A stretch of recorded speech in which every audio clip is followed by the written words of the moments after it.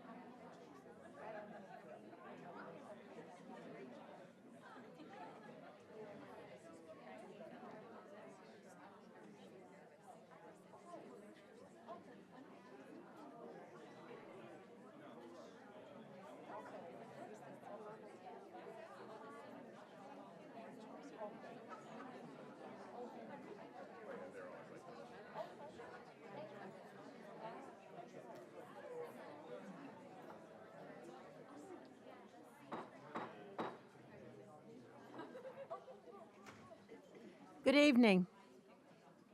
I'd like to take this opportunity to welcome you all to the school board meeting this Tuesday, January 18, 2022.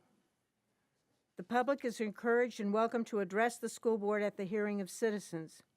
All cards collected will be assembled and names will be called at the appropriate time. Anyone after the start of the meeting will not be allowed to fill out a card or to speak.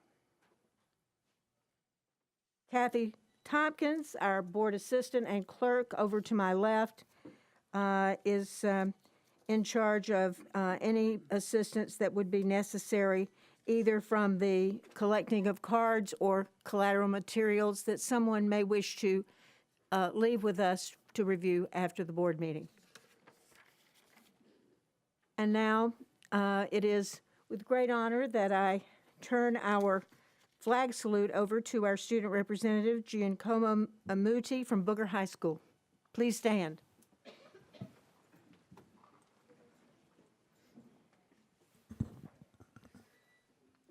I pledge allegiance to the flag of the United States of America and to the republic for which it stands, one nation, under God, indivisible, with liberty and justice for all.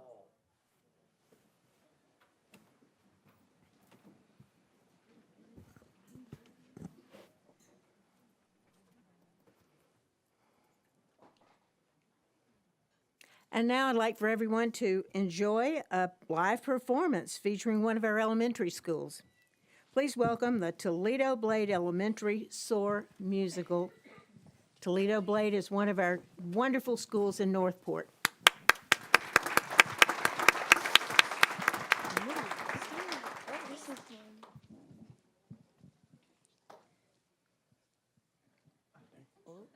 Is it that one?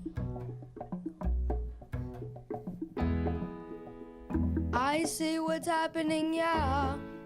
You're face to face with greatness and it's strange. You don't even know how you feel. It's adorable. Well, it's nice to see that humans never change. Open your eyes, let's begin. Yes, it's really me, it's Maui. Breathe it in. I know it's a lot, the hair, the bob. When you're staring at a demigod. So what can I say except you're welcome? For the tides, the sun, the sky. Hey, it's okay, you're welcome. I'm just an ordinary demiguy. Where to begin? So many daring feats. You might be wondering, how could a single demigod possibly be so awesome? No, I wasn't!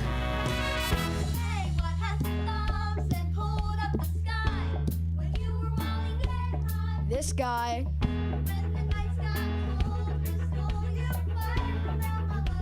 You're looking at him, yo.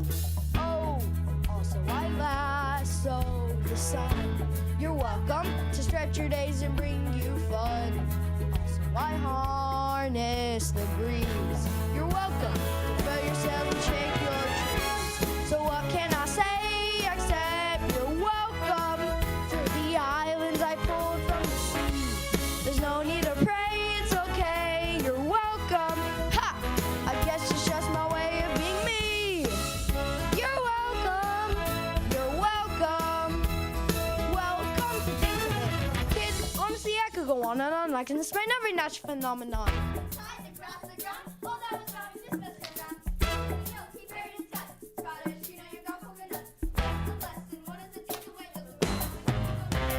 Can't count all the things I've done, the places I've seen, the battles I've won. Look where I've been, I make everything happen. Look at that me, Minnie Mouse, just say it's happening. Hey, hey, hey, hey. Well, anyway, let me say you're welcome. For the wonderful world you know. Hey, it's okay, you're welcome. You're welcome. Come to think of it, I gotta go. Hey, it's your day to say you're welcome. You're welcome. I'm gonna need that boat. Sailing away, you're welcome. You're welcome. Now we can't do anything but float. You're welcome. You're welcome. You're welcome. You're welcome. And thank you. Wave to all the cameras.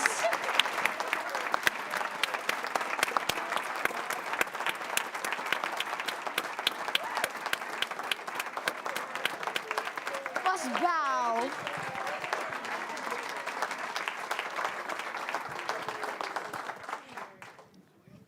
Well, wow, you are certainly welcome. You are fabulous, and thank you so much for being here. Could we have you introduce yourselves before you leave, please? I am Diego De Leon, who plays Maui. I am Olivia Barker, and I play Moana. I'm Ashlyn Jones, and I play Grandma Tala. I'm Jocelyn Shaver, and I played Pua. I'm Caitlin Miner, and I played Ocean Lead. Thank you so much.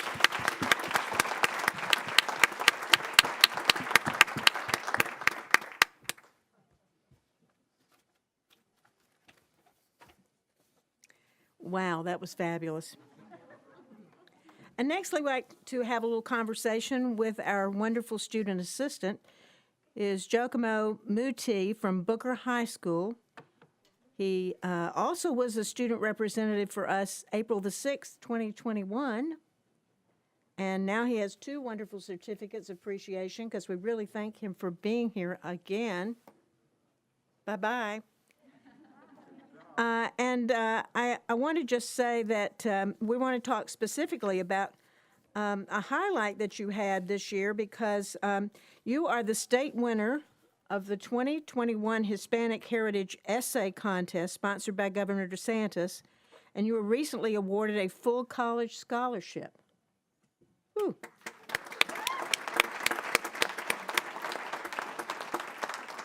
You are part of the rigorous Cambridge ACE program and an active member of the Brilliant Pathways Leadership Program at Booker High.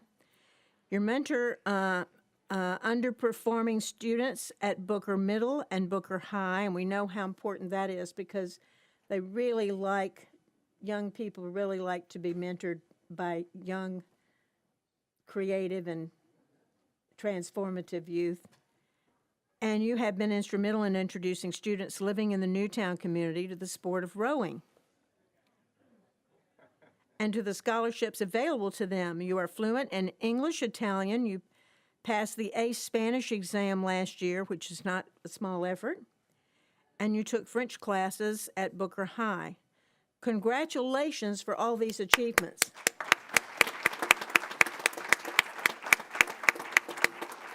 So, can you tell us a little bit about the essay contest first? Yes, it is a pleasure being here today. Thank you for the introduction. My name is Giacomo Muti. I moved here from Italy in 2018 following an academic opportunity. As a member of the College for Every Student Brilliant Pathways program at Booker High School, I came across the Governor Ron DeSantis Hispanic Heritage Essay Contest. And I immediately thought it could have been an amazing opportunity for me to possibly attain a scholarship for college. And so through the help of Ms. Urquiza, who I'm sure you all know, my Spanish teacher from my junior year, I was introduced to the influential figure of Father Celestino Guiterres, who is a pastor at the Church of St. Jude, who has spent enormous time and effort in helping the Hispanic community in Sarasota and in Guatemala, where he volunteered. So through this essay, I shared his story and a little bit of my reflection on the importance of public figures such as him in our society. I was then given the award and the pleasure of participating in the celebration at the Governor's Mansion in Tallahassee.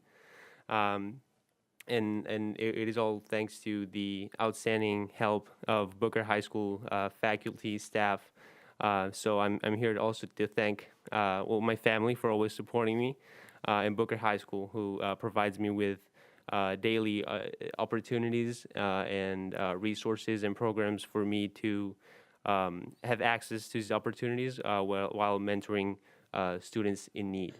So it is a way for me and a number of students to have iSchool as not just a place to obtain education, but also have a place to reflect and work on our future goals as leaders and as students. So thank you, family, and thank you, Booker High School, for making me the person and leader I am today.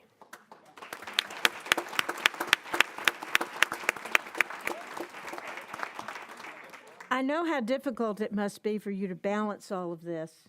Do you have any secrets, tips of wisdom that you might pass on? Well, I would say for balancing these opportunities with the extracurricular, once again, I should mention my family for always supporting me and having always my back for everything that I encounter. But again, Booker High School has helped me a lot in developing the leadership skills and the interpersonal skills that I necessitated to face these opportunities, while also having taking courses at the high school level. But again, the high school faculty has helped me immensely from the first day that I stepped foot on the campus with my not so amazing English. But it helped me a lot and helps hundreds of students daily. And for instance, the College for Every Student Brilliant Pathways program and gives me access to these resources daily. Well, we are really amazed by your exceptional character. And of course, everything that we do, we build around social emotional learning and our civility squad character trait. And I'd like you to tell us a little bit about the character trait for January, if you would, please. Yes, this month's trait is listen. We have 2 ears and only one mouth. The better to hear everyone out. I think it is crucial for us to learn how to listen, not only to the adults, staff, and teachers, but also to each other, our peers. For me, our peers. High school is a period of social and personal growth, and it is thus fundamental to have somebody that can listen to you and to which you can share your thoughts or feelings. And as an immigrant, to me, that was extremely important. It is often easy to point fingers and make accusations, so I'm here today to encourage you to be the one listening. Thank you. Thank you so very much for being here. Really appreciate it. Next, we have some special presentations. The first presentation tonight is the Teacher of the Year. Would Jennifer Vine, who is the President and CEO of the Education Foundation, please come forward?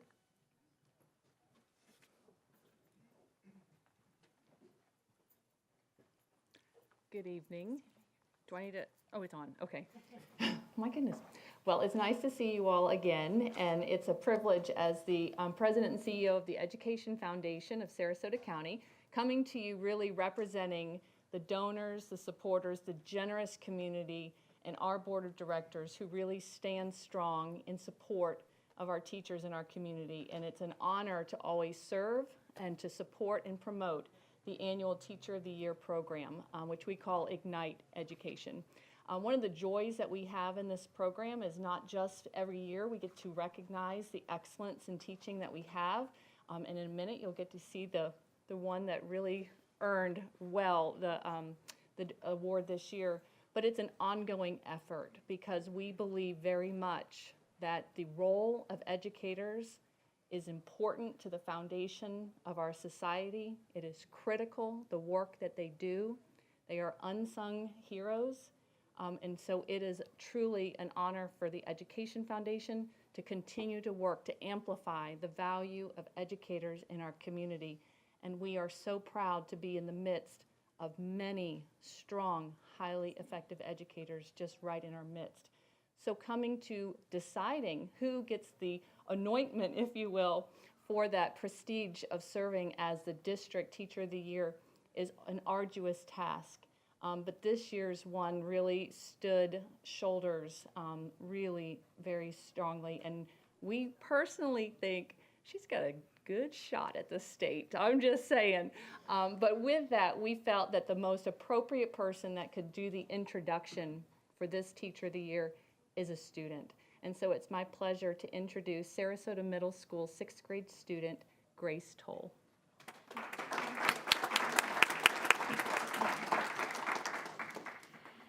Hello, my name is Grace Toll, and I'm a 6th grader in Dr. Jaso's Ancient Civilizations class at Sarasota Middle School. I'm happy to be here introducing Dr. Jaso because I'm extremely proud that I have her as my teacher. Dr. Jaso teaches history by a mixture of talking to our individual tables and talking to the class as a whole. Her class is different than my other classes because she allows us to collaborate with our classmates, unlike my other teachers. In Dr. Jaso's class, I learned how to read historical texts and analyze them. Learning history helps me become a better citizen because we learn from past events. We also do a project called National History Day, where we get to pick a topic based on an annual theme. I learned how to research and then created a performance on Ann Atwater and C.P. Ellis. My partner and I are competing at our school contest next Tuesday. I know Dr. Jaso cares about us and our learning because she answers every single question thrown at her.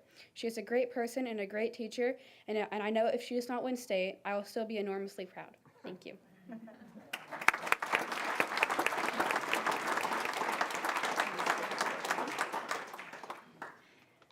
Thank you, Grace. Good evening, Madam Chair, Dr. Asplin, and school board members. I am honored to be recognized as Sarasota County Schools District Teacher of the Year. Over the last month and a half, I've been taking it all in, pinching myself really. I have come to view this title not just as an award, but as an opportunity to make an impact on a much larger scale. I promise to represent you, the district staff, educators, and student well, as an advocate for history education, historical literacy, quality instruction, and meaningful learning experiences for all students. So thank you. I really appreciate this honor, and like I said, I'll promise to do you guys justice. Thank you so much.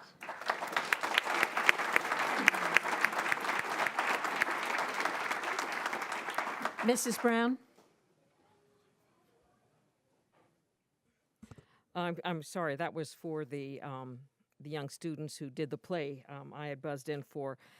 And I just wanted to encourage the audience and those at home, if they see a school, elementary school, middle school, or high school doing a play, encourage them to come out.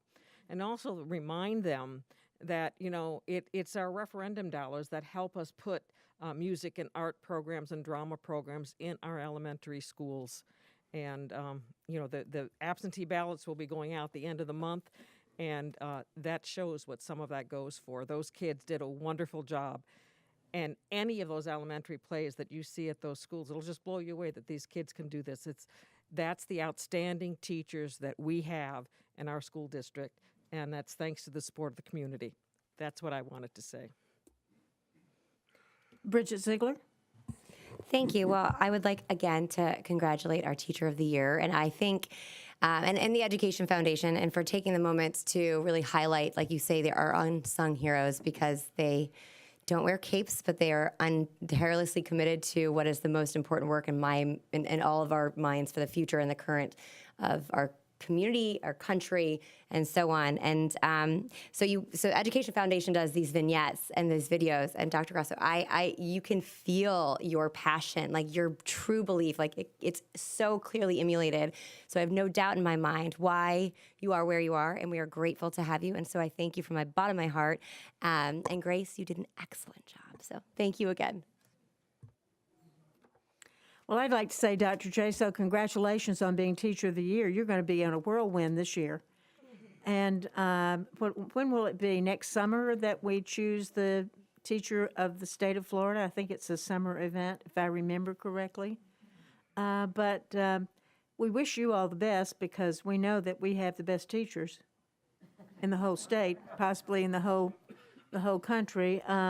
And so we're so delighted. Social studies and critical thinking, because that's really what it's all about. It's critical thinking, particularly in middle school, so that you're set for the rest of your life. So thank you for the work that you're doing with our kids, and thank you, Education Foundation, for this recognition, because we're going to be watching what happens later in the year, and we have great plans for you. So thank you very much. Dr. Asplin. Yes, I just very quickly wanted to say a couple things. Toledo Blade, this presentation that we just had with our students here, I know that, like you said, Ms. Brown, if you're able to get out to see any of these plays, they're absolutely amazing. I know the one at Toledo Blade, this one was incredible. You would not believe that it's an elementary school actually putting on the presentation and the performance. And you must admit, they do a really, really great job. And the little guy, I can't remember his name, but he is amazing. He really did a great job memorizing his lines and his singing and everything about him. But all of the students did a great job. So congratulations to them. And then congratulations also, I want to say that to Dr. Jaso. I know that you work hard every single day. You're dedicated and committed to your students and your families, and we appreciate all that you do. And I know your families appreciate it as well, and your students. So keep up the great work, and best wishes for you this year as Teacher of the Year.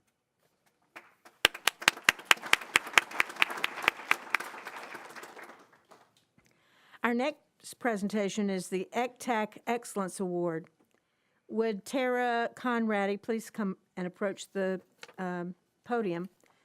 To give you all a little idea of what that is, ECTAC is the East Coast Technical Assistance Conference, though it's often referred to just as ECTAC only, as the organization serves districts from across the state. It is the professional organization that supports state and federal education program administrators under Miss Marjorie Murray's leadership for over 10 years. She is coming to present the award to Atwater Elementary and Cindy Throw. Okay. Thank you. So good evening, Chair Goodwin, Superintendent Asplin, board members, Attorney DeLeo, and Student Representative Moody. My name is Tara Conradi, and I have the pleasure of serving as Sarasota County Schools State and Federal Programs and Grants Supervisor. And usually when I'm here, we're talking about budget narratives and spreadsheets and compliance monitoring of the activities and expenditures. But tonight is a special opportunity to bring those entitlement funds to life and to honor a school and showcase the outcomes of one of our Title I designated and funded schools. And to share more about this, it's an honor to introduce Ms. Margie Murray, who serves as the director of ECTAC.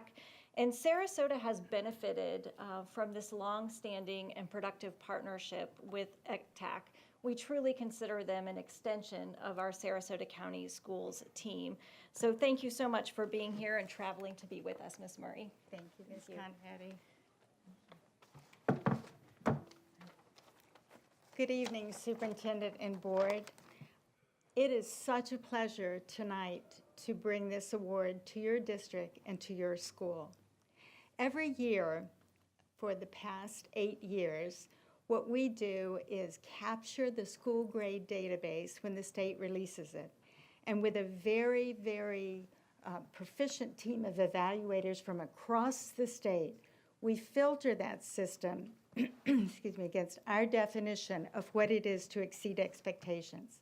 A school, as Mrs. Conradi said, must be a Title I school to be included in the project. And in the 2018-2019 school grade database, which is the one applicable for this award, there were 1,895 Title I schools in the state. To be an award school, a school must meet 100% of very stringent criteria. The criterion includes being above the state median on the Florida State Assessment in the areas of English language arts and math proficiency, which you know all about because that's what you do as a board, is track all that, learning gains, lower quartile learning gains, and science. And although a school must be a Title I school to be considered for the award, the schools are literally compared with all schools in the state because the state median is derived from all schools, not just Title I schools. So that's why it is extremely stringent criteria to meet. When we filtered the database of 1,895 schools, there were only, are you ready for this, 26 schools in the entire state that met 100% of the criteria and following a school visit are being awarded the Exceeding Expectations Award. And Sarasota County has one of those schools, Atwater Elementary. Normally we'd be presenting this in a conference every year with about 550 people where they share strategies across the state and between schools. But because of the environment we're living in now, we couldn't bring 550 people together. So we decided to bring it across the state to the 11 school boards that are receiving these awards. There is a book that you have in front of you that looks like this, and it's a book exactly, thank you, Mrs. Goodwin. It's a book that we published that has the history behind the project and also the criterion for a school to meet the project, and then there's a write-up on each school, and then there's past award schools. And Sarasota has actually had 3 schools in the past. Alta Vista Elementary, Cranberry Elementary, and Lamarck Elementary have all 3 been award schools, so congratulations to you on that. Congratulations, we'd like to say tonight to Atwater Elementary and to Principal Mrs. Cynthia Throw. Congratulations also to the district leadership, many of you in the room here, and to Mrs. Tara Conradi for her work in getting the supplemental resources and funding that the school needs to be able to carry out much of their initiative. We'd also like to thank the superintendent, Dr. Brennan Asplin, and you, the school board, because without your direction and without your support, Atwater Elementary would not have been able to meet this very stringent criteria and exceed expectations. So what the school will receive tonight is this. They'll receive a plaque that goes, that identifies them as an ECTAC award school. And then because we know that principals travel from school to school sometimes, this is an award just for Mrs. Throw, so that if she is transferred to another school, she can take it with her. And I see these across the state. I was at a school board recently, and the director of human resources said, "Before you leave, Margie, come, you got to see something." He went down to his office, and he said, "Look," and he had been one of our former award principals, and he was now director of human resources for the school district. And they'll also receive a small check. So I wish it could be larger, but we are not a for-profit organization, and this is not public funds at all. It says so in the letter, so Mrs. Throw can use this in any way she wants to with the school. And so that's what they received tonight. So thank you for letting me take your time this evening to share this wonderful news with you, and thank you for having such a special, special school for us to recognize tonight.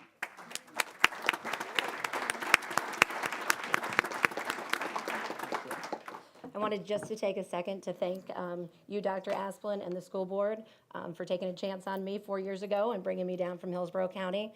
It's been an amazing experience. This award goes to show what hard work and dedication at a Title I school can do.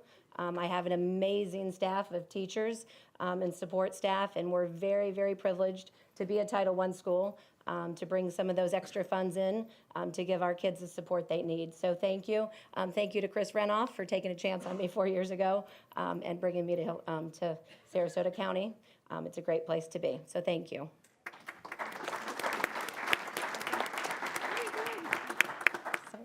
So as you can see, certainly while COVID may have impacted when we could share this good news, it certainly does not take away from the significant what we are celebrating today. So we'd love to do a quick picture, if we may, in celebration. Want to go? Well, I would like to thank you all, and I would like to especially say that Tara, I have not met you before, but you are on my radar now. I understand you're doing some really great things in the district, and I'm so happy. Atwater is such a wonderful school, and I'm so glad that things are going so well. Congratulations. With the pandemic, we haven't been traveling around as much, but I hope to get down and visit with you soon. But thank you so much for being here, and thank you very much, Marjorie Murray, for being here to present this award. Thank you.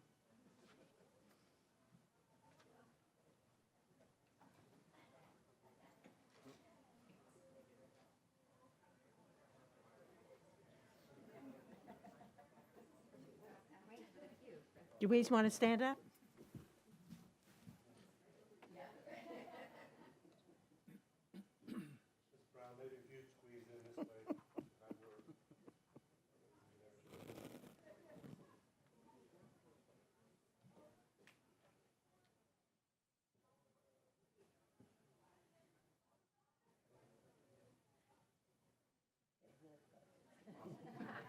Thank you.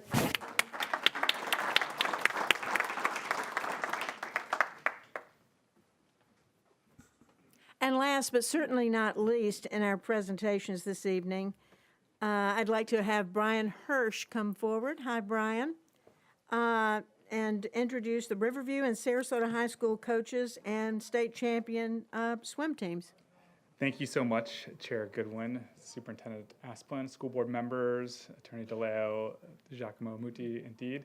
I'm standing in for our District Athletic Director, James Slayton, tonight. So just another spot where sports and arts have an intersection of their own. So happy to do this for Mr. Slayton. And so I'm going to recite some of his wisdom and insight. So we've come together tonight to recognize the amazing state championship accomplishments of the Riverview High girls and Sarasota High boys swim teams. We'd really love to thank Superintendent Asplin and the school board for realizing the importance of recognizing these great accomplishments by our district's athletic teams and students. These fine Sarasota and Riverview athletes exhibit the very characteristics that our district desires from all our student athletes, that is to be the best citizens, students, and athletes they can possibly be. Specifically, we want to thank Riverview High School Principal Aaron Del Castillo, Athletic Director Rod Dragash, and Assistant Principal Jay Lorenz for all their support and efforts to make Riverview High athletics great. Please welcome the state champion Riverview High School girls swimming team, their coach and student, Coach John Burney.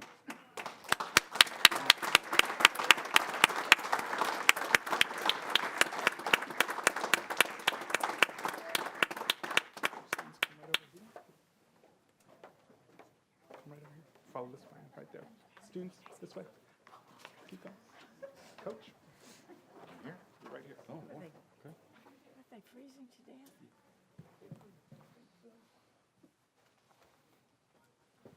Okay. Hello, my name is John Bruning. I'm the head swim coach for Riverview High School. With us today, we have representatives from the Riverview swim team. All participated at the high school state series in Stuart, Florida. We had 7 girls participate on our team this year. Our girls finished top 3 in all of our relays. We had 3 individual state champions. Liam Custer, state champion in the 500 freestyle and 200 individual medley. Addison Sawicki, state champion in the 200 freestyle. And Gracie Wyant, state champion in the 200 IM and the 100 breaststroke. We also...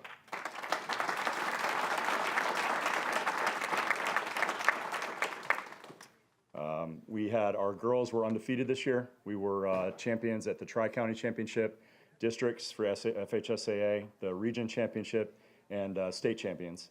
We also have 3 graduating seniors with us today. Liam Custer will be attending Stanford University in the fall.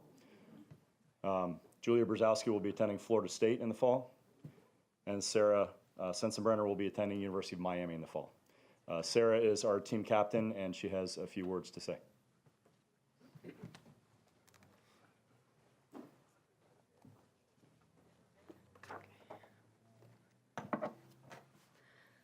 Good evening. Thank you to Sarasota County Schools for inviting us.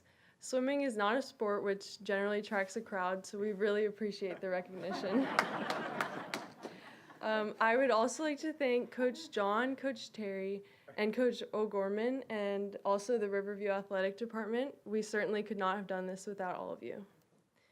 Going into this season, our team had a huge goal of winning the state championship meet, which I'm proud to say we ultimately accomplished. And along the way, we also won district and regional championships.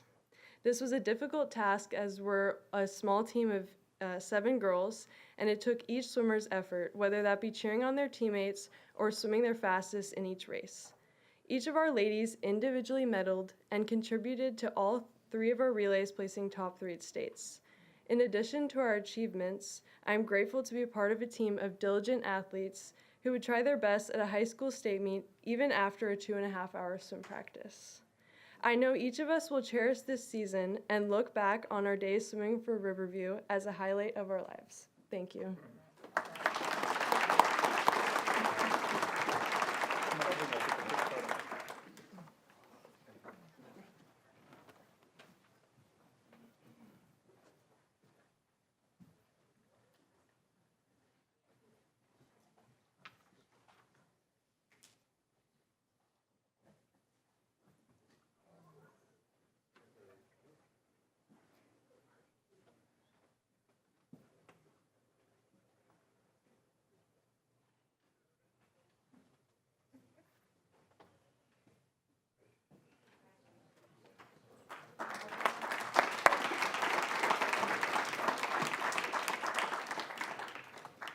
All right, to our next team, and thank you so much again. Congratulations, Riverview High School.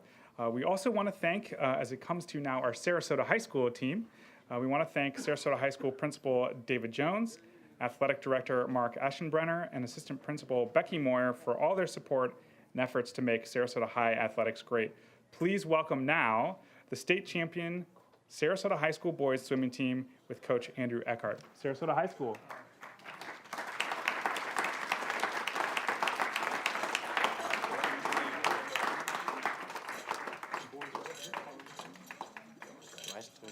Yeah, stand at the corner there. Go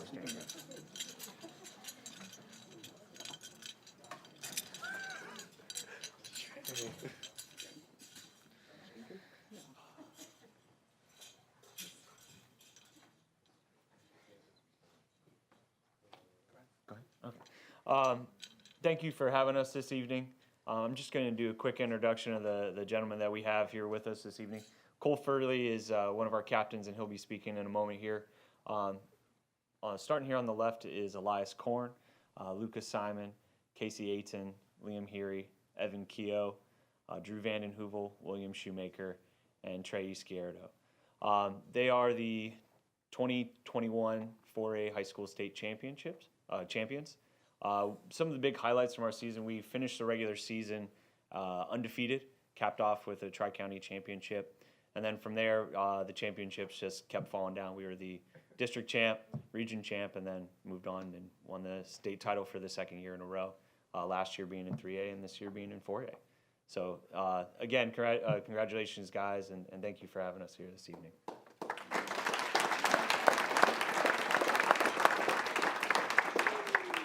Again, I'd like to say thank you for having us here. It's an honor to be recognized in front of our community.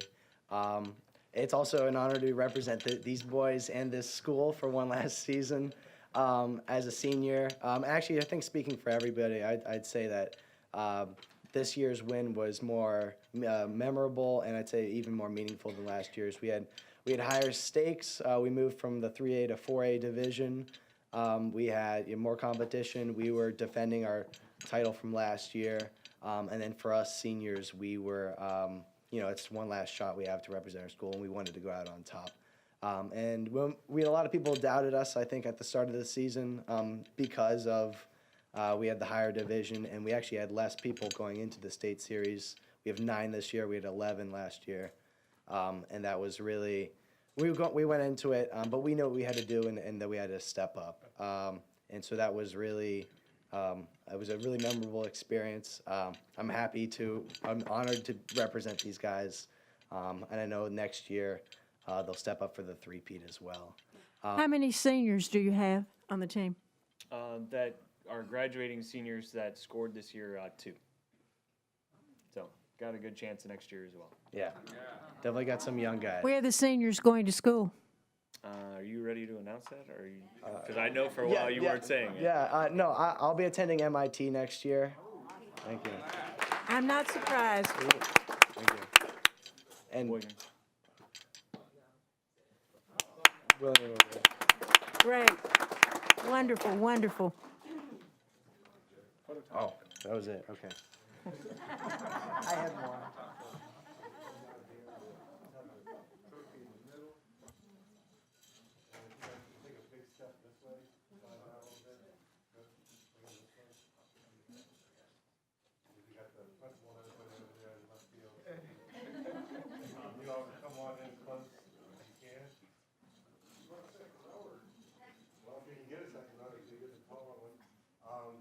School board members, I can't see you, you can't see me, I can't see you. Make sure everybody gets in here.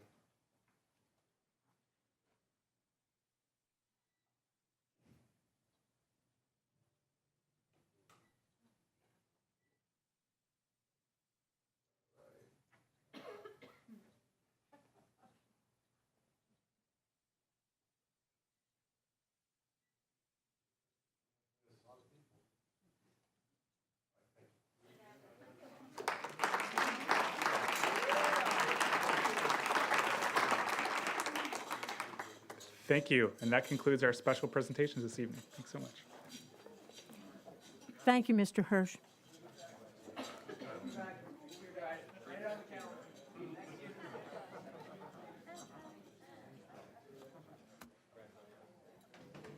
And next up, we have our superintendent's report. Dr. Asplin. Yes, ma'am. Thank you very much, Ms. Goodwin. I appreciate that. Just want to say congratulations again to the 2 teams, these 2 fine teams winning the state championship. And I know I've said this before, but the amount of work that they put in is absolutely incredible. And I know that they're probably, I think the swim teams are the ones that go in at 4:30 in the morning.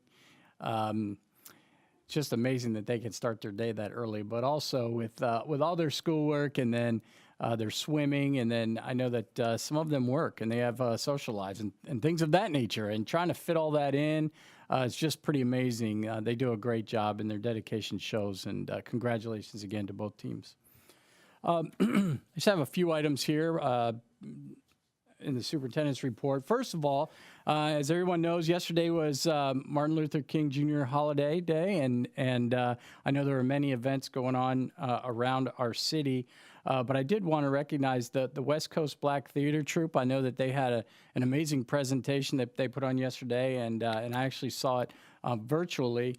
And it was truly amazing, and I was just happy that Dr. Shelley, principal at Booker, sent that to me so I could see that, and probably others in the room saw that as well. But they did a fantastic job, and there was a person named Reverend McKenzie who recites the words of Dr. King and goes around the entire nation, maybe the world, and recites words of Dr. King. And when you listen to him, as they said in the presentation, if you close your eyes, you think that you are listening to Dr. King. So I just thought it was very special. It was very good, and I know Dr. King's words always inspire us. So it was a good day yesterday.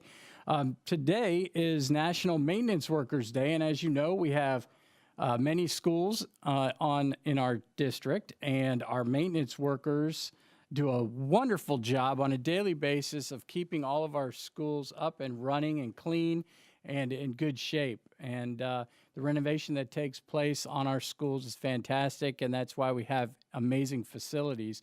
So I just want to say thank you to all of our maintenance workers, especially today on Maintenance Workers Day.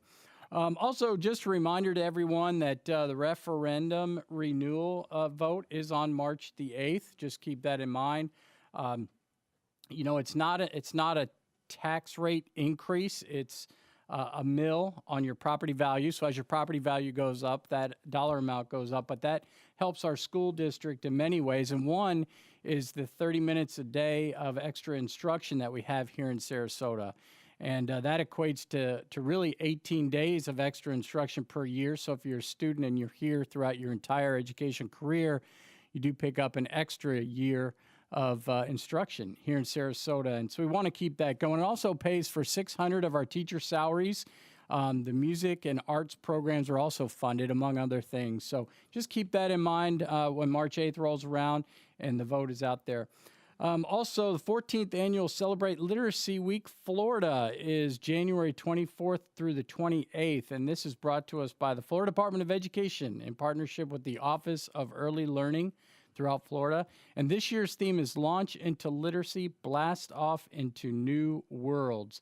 And I know that, Literacy Week is the 24th to the 28th, but I will say in Sarasota County, Literacy Week is every week. And we need to keep that in mind. But I just wanted to make sure everybody knew that that was the week, and we encourage all families to celebrate Literacy Week alongside your schools. Also, just one last thing. I know that folks sometimes ask, what did you talk about during the workshop last week, for instance? And I just wanted to touch on those in case you wanted to see the workshop. It's always online. You can view it.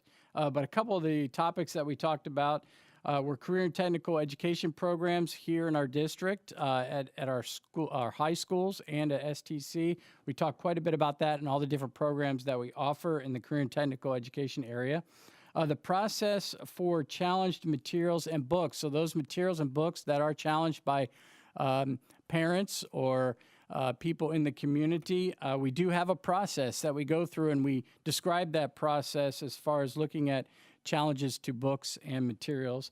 Math adoption update. As you know, this year is our math adoption, and we will adopt and have those particular books, list of those sent to the Department of Education by April the 1st, and we encourage parent input on those. Again, that's on the webpage, and you can take a look at that. And then our reading pilot program, we talked about that a little bit. As you know, maybe not. We are a reading pilot, one of 10 districts in our state that gave us $700,000 to really run a pilot, whatever reading pilot that we wanted to do. And we decided to train 70 of our ESE teachers in this new program that we have. And so we're really looking forward to good things coming from that this year. But again, those items are on the webpage, and you can view those from the workshop. Next month, on February the 8th, our workshop has a couple of, let's say, 3 topics that I wanted to recognize in case you wanted to attend. One is we will be talking about the progress monitoring of Goal 1 of our strategic plan, which is our academic goal.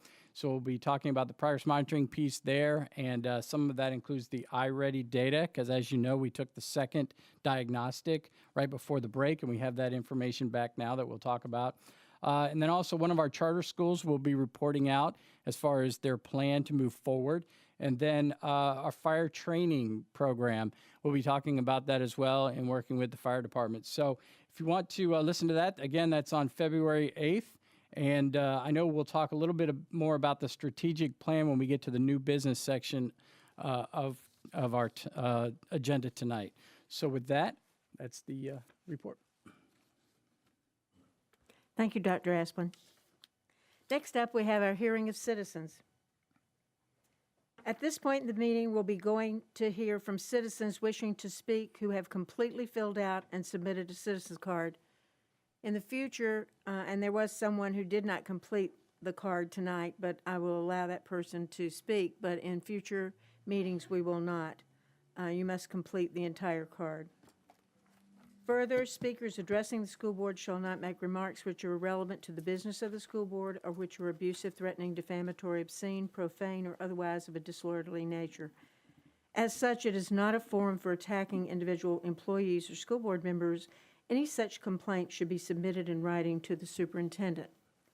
This is a business meeting of the school board, and the public expects that we conduct it in an orderly, efficient, effective, and dignified manner. We humbly ask that you act as your grandmother taught you, be respectful of others, and treat them as you would want to be treated. However, it is unlawful to disrupt or interfere with the school board meeting, and that any such action may result in a misdemeanor offense of the second degree. At the discretion of the presiding officer pursuant to Florida Statute 1001.372(3), which for purposes of public comment tonight is me.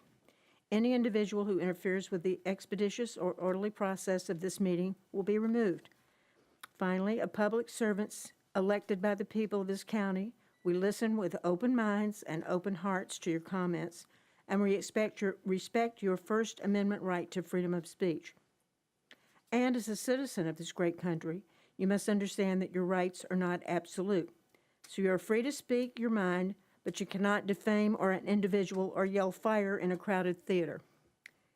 With rights comes responsibilities. So now we will begin. And Mr. Edwards, if you will call the names of 3 or 4 of our speakers, please. Okay, I'll call 3. 2 will be standing right, ready to go up, and as I call you, just hit the cue. Angela Nguyen, Lisa Shore, Jennifer Cottrell.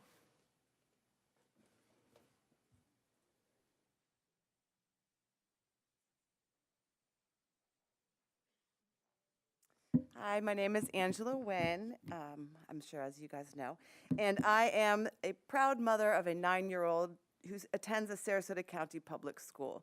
I want to speak on policy 2.73, the educational equity policy, which I fully support.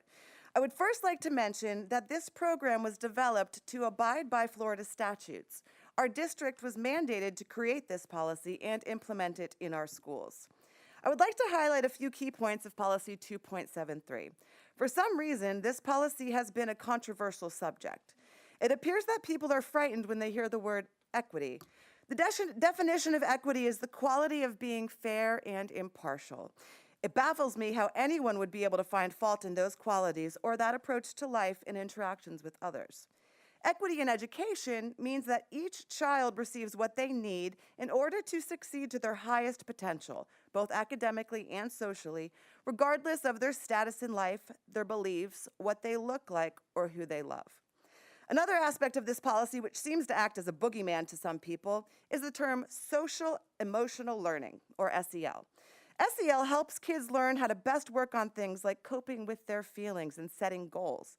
It helps them learn how to develop interpersonal skills such as working in teams and resolving conflicts. Social emotional learning can also help students who learn and think differently than their peers talk about their challenges and build self-esteem. This policy will include providing continuing education and training with regard to inclusive teaching and how to teach a diverse classroom to all Sarasota County District personnel. The policy will include an equity committee comprised of parents, students, representatives of community organizations, retired educators, and staff. The committee will act collaboratively with the Director of Innovation and Equity to address concerns with respect to equity, diversity, and inclusion issues within the school district. In closing, the goal of the education equity policy is to ensure equal and equitable opportunity and access to our county's classrooms, programs, services, and resources. I cannot fathom how anyone could disagree with any part of this policy, and I strongly encourage the board to approve policy 2.73. Thank you for your consideration.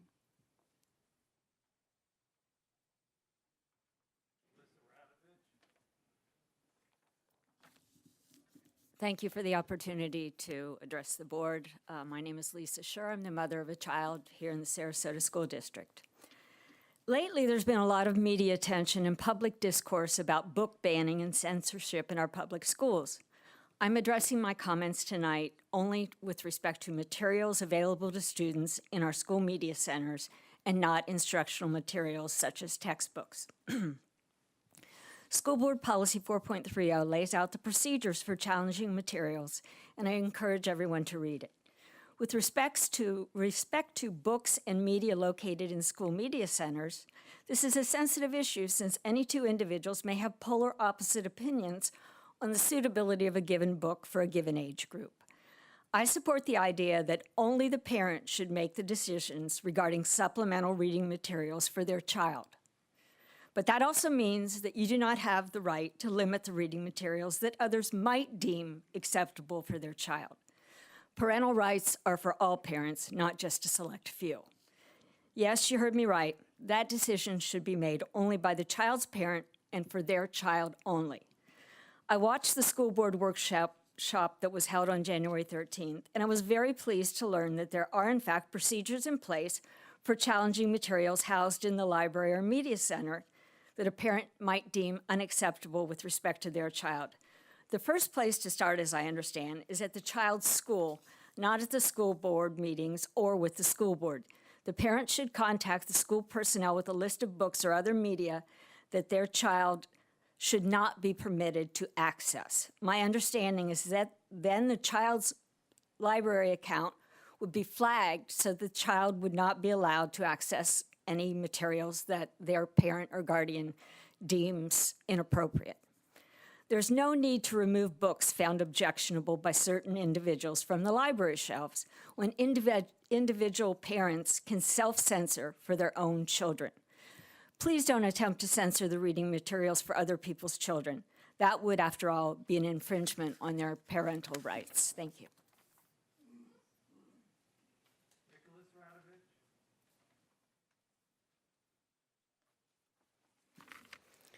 Jennifer Cottrell.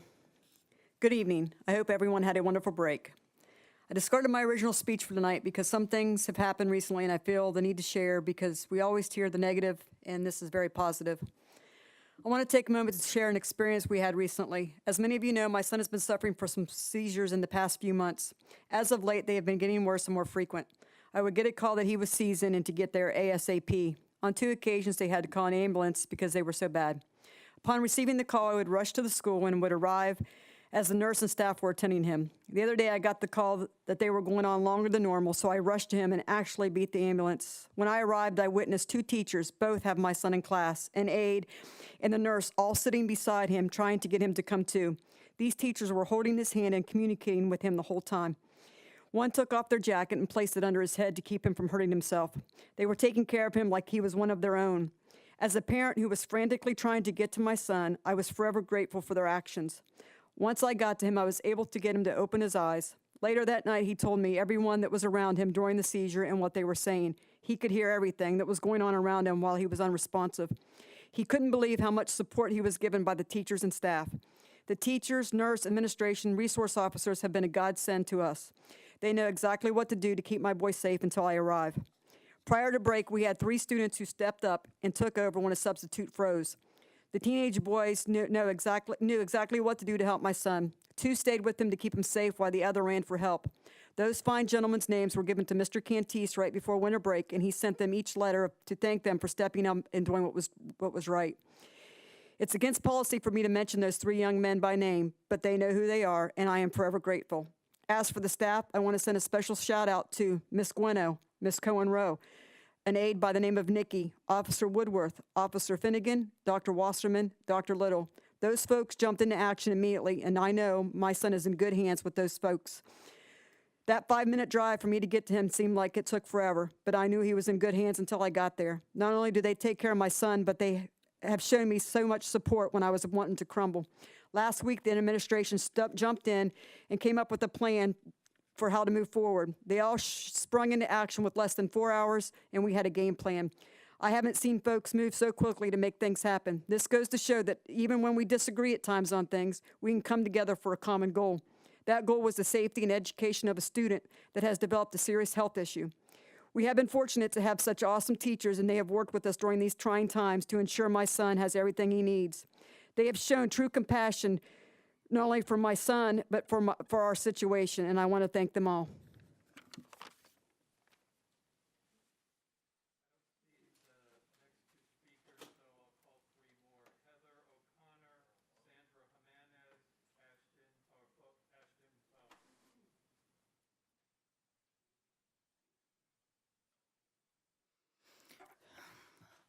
While there are multiple agenda items which have nothing to do with furthering the education of our kids, there are two topics in particular which I would like to address. The first is the fact that you are actively discriminating against our teachers who choose not to be vaccinated. The second is your equity policy. Under 21 Code of Federal Regulations, Section 50.23 and 24, it is illegal to make anybody participate in an experimental program using coercion. You may say that you are punishing teachers who choose not to get the vaccination. You may decide to entice or offer leverage to promote the vaccination, but the bottom line is that is coercion and it is illegal. Secondly, in regards to the equity policy, equality has been replaced by equity in the ideology of some. It is apparently no longer acceptable to treat everyone the same. However, the 14th Amendment, which was the key political outcome of the Civil War, states that no state can deny to any person within its jurisdiction the equal protection of the laws. Equality is the law, and now elected officials want to pass policies that directly mention race and institutionalize discrimination. Dr. Martin Luther King said it best in his I Have a Dream speech, that one day this nation would rise up and live out the true meaning of its creed, that all men are created equal, that one day his 4 little children would one day be judged not by the color of the skin, but by the content of their character. That little black boys and girls would be able to join hands with white boys and girls as sisters and brothers, to work together, to pray together, to stand up for freedom together. Now that speech is out the window by the very civil rights movement that spawned it. The historical data on equity shows that societies that have aimed towards equity of outcome are the terrible communistic societies of the 20th century, and they were at the least extremely counterproductive. So if you're planning on breaking federal law using leverage or coercion to get shots in arms, or if you're planning on judging students by anything other than special needs or the content of their character, get ready to easily lose the majority on this board because it's coming. Thank you. God bless America.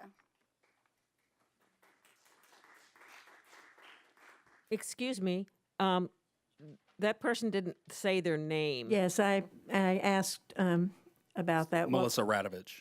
Okay, thank you. It's good to see y'all again. That was my wife, Melissa Radovich. That just spoke? That's my wife, yes. All right, anyways, how are y'all doing? It's good And to your be name back. is? Nicholas Radovich. Thank you. So, Martin Luther King Jr. offered a prayer at the Billy Graham Crusade in 1957. I'd like to read part of that prayer. So, Shirley, you can go ahead and leave the room. Shirley, I'm about to say a prayer. I'm just trying to respect your Protestant. Huh? I'm just writing your name. Gonna take Okay, notes. no, I'm just trying, your views, you don't like to be in public when we're giving a prayer? Protestant, anyways, okay. Oh. Let us pray. O God, our Heavenly Father, out of whose mind this great cosmic universe has been created, we come before thy presence thanking thee for the many blessings of life. And in these days of emotional tension, when the problems of the world are gigantic in extent and chaotic in detail, give us penetrating vision, broad understanding, power of endurance, and abiding faith. Save us from the paralysis of crippling fear. O God, we ask thee to help us to work with renewed vigor for a warless world and for a brotherhood that transcends race and color. Amen.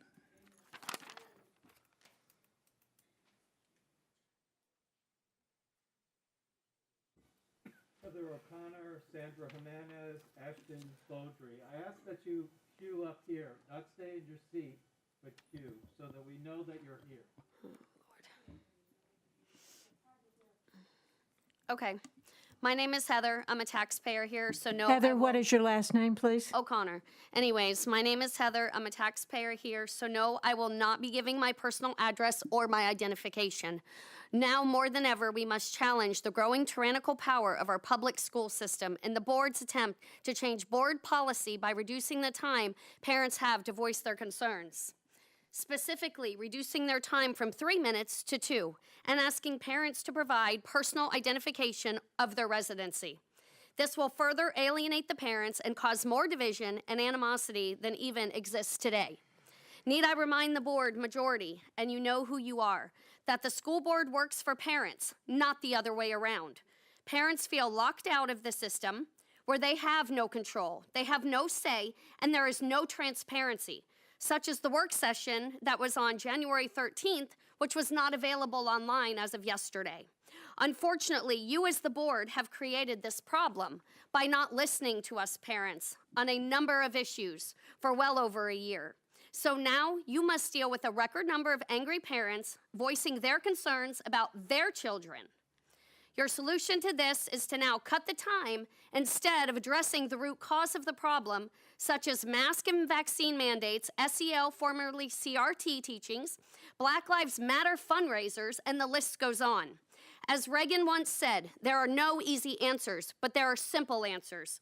We must have the courage to do what we know is morally right. The school board knows what to do. They just need the guts to do what's right for our children and for us as parents. God bless America. Martin Hyde, 2022, Congress District 16. Michelle Pazzi after Ashton Baldry.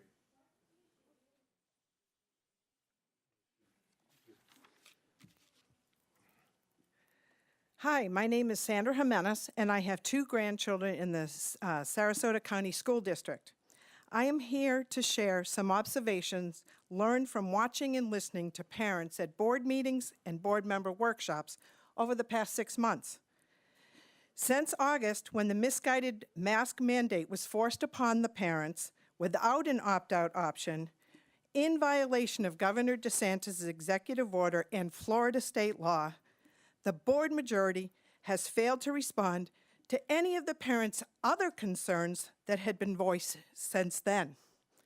Instead, they have chosen to ridicule and belittle parents, as evidenced by these publicly stated quotes from Ms. Goodwin. 1, we are not going to allow people into our school board meetings if they are not dressed appropriately. 2, I don't see the buzzer going off quickly enough. 3, I don't think these people have got a pot to pee in or a window to throw it out. 4, we've heard enough from the parents. And the last one, there are professionals such as lawyers, doctors, and nonprofit reps that don't want to participate in our school board meeting because you have a group of crazies in there. These quotes reveal the state of mind of the board majority, which shows contempt for working class parents. Although Ms. Goodwin has announced her intentions to retire, we should all be concerned that she has strongly endorsed her protege, which we can expect will follow in her progressive footsteps, along with learning some of her questionable fundraising tactics, unless she is willing to denounce Ms. Goodwin's endorsement. In closing, parents have been coming to you for months to voice their frustrations over the injustices and lack of parental involvement that are occurring in our schools today. These actions from parents and grandparents remind us of what Dr. Martin Luther King once said. We must learn that passively to accept an unjust system is to cooperate with that system and thereby to become a participant in its evil. Our parents will not accept this unjust system and must have a seat at the table in all decisions involving their children's education, their health, and well-being. God bless every parent that has not given up the fight for their children's future. Thank you. No clapping.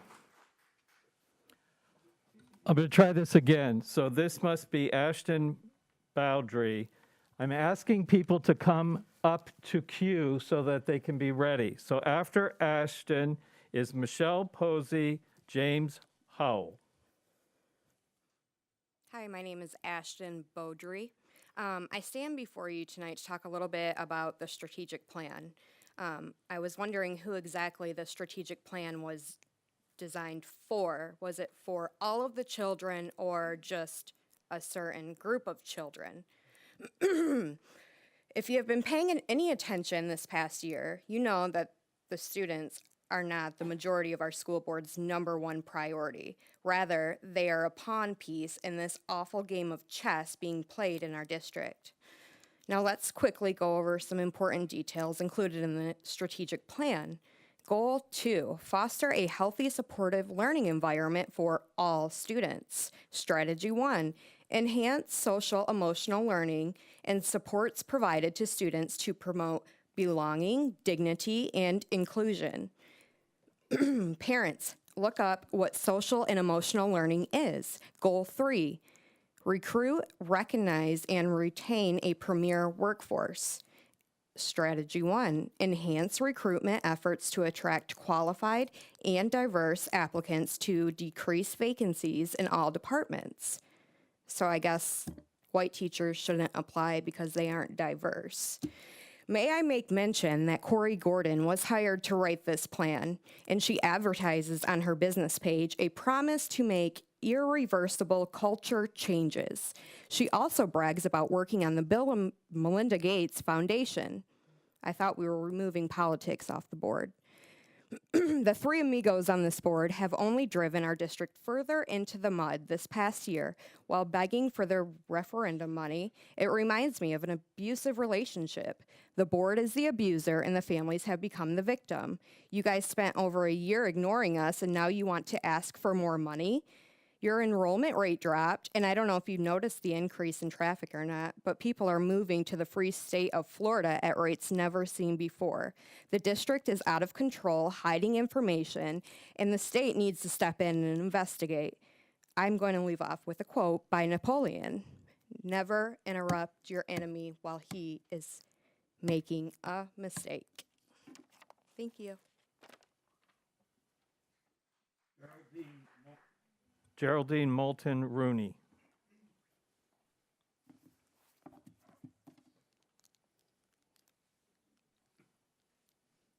Michelle Posey, District 3. Happy New Year, everybody.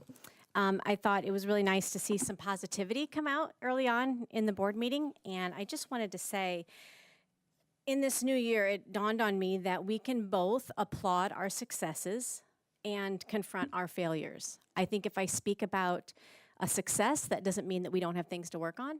And if I talk about things that we should work on, that doesn't mean we're not doing some things right.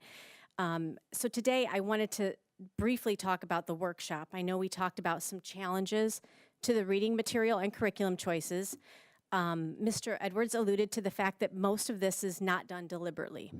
And I thought, if something comes into our library or into our curriculum and it's not deliberate, then where's the breakdown? Because I agree, it's probably not deliberate. I don't believe somebody's standing there planting books in our library. However, the distrust that so many of us feel is a consequence of looking for a way to break the law. Remember that? We can't go back and change what occurred, but we can change how we deal with it going forward. The fact of that is that you must realize something today. Today, tomorrow, and forevermore, you will have a system of checks and balances that vows to hold all in power accountable to their actions. And you must accept our intrusive prodding at every level. And that's going to be the new norm. We understand the power of authority, and therefore we understand that you serve at the pleasure of us. And we will respect you, but we demand respect too. I'm going to keep my eye on social emotional learning, SEL, and I'm going to make sure it doesn't slide backwards to transformative SEL. I'm going to keep my eye on CRT and whatever else you decide to rename it, and make sure that our schools have independent free thinking. I'm outing partisan politics because it smolders under the surface and we pretend that it's not there. I'm standing guard to make sure that our equity team truly includes every child, regardless of race and color, because I do not fully trust something that claims to be colorblind yet gets funded by filling in a check mark next to what color a person is. In closing, I know the majority here today will vote to censor our time, as we've said before. And that's okay because I've really thought about it and I really whether you cut it down to 1 minute or 30 seconds. I really only need 15 seconds to stand at this podium every meeting and state to the board and our legislatures and everybody who's in a seat of power and authority that in the mighty name of Jesus, every stronghold that has tried to hold captive our school system and offices of authority must fall. Every corrupt seat will be replaced, and every spirit of perversion, witchcraft, division, and corruption must crumble in Jesus' name. And in closing, by the way, Miss Barbara Vaughn, wherever you are, I don't see you here anymore. I dearly miss you, and thank you for the inspiration. No clapping. John Wilson.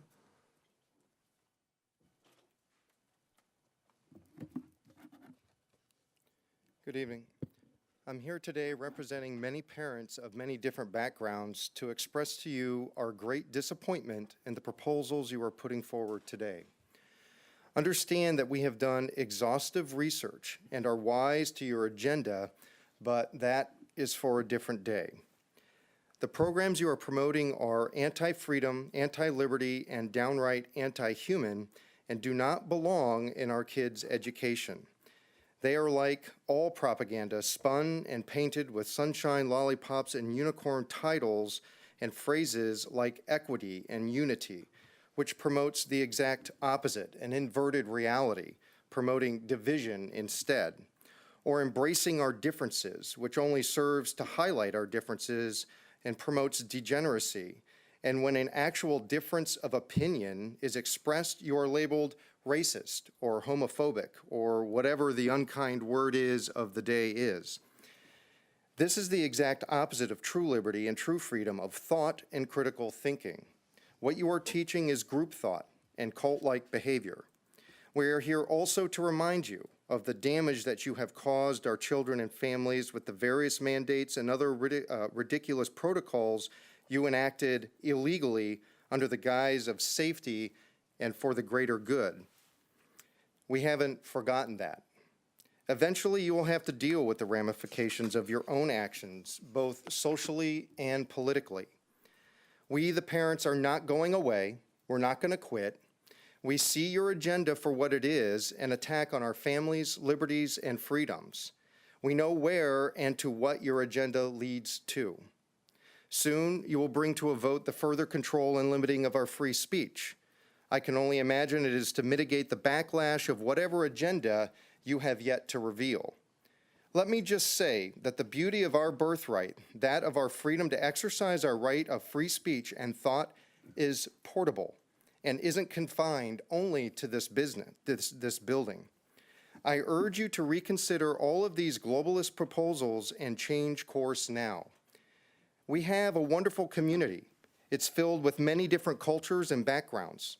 We have a great school district with so much potential to be better. Unfortunately, it is in need of better leadership. Our children, no matter their social or ethnic background, all deserve the best education we can provide, and right now, they are not receiving it as well as they could and should. Parents, let's do better.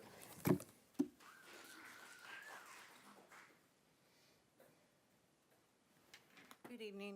My name is Geraldine Moulton Rooney, and I feel so not prepared because I just came from work. This is my first time here. I am here for a simple issue. It's the bathrooms at Sarasota High School. I didn't even prepare a speech because I thought we were having a conversation. So my apologies for looking unprepared. Giacomo, congratulations. You're not my son, and I am very proud of you. I am here for my daughter, Ella, who goes to Sarasota High. Just the other day, I picked her up from school and I took her to get a manicure, and she fainted, and we had to call the ambulance. She then told me, she's a freshman, by the way, she then told me that she avoids drinking water or any liquid at school so that she doesn't have the need to use the bathroom. I, questioned her about it, and she said, everybody knows that you don't go to the bathroom at that school. And I said, what do you mean? And she explained that there's a lot of vaping, there's actually sex happening in the bathrooms, and other things like selling drugs.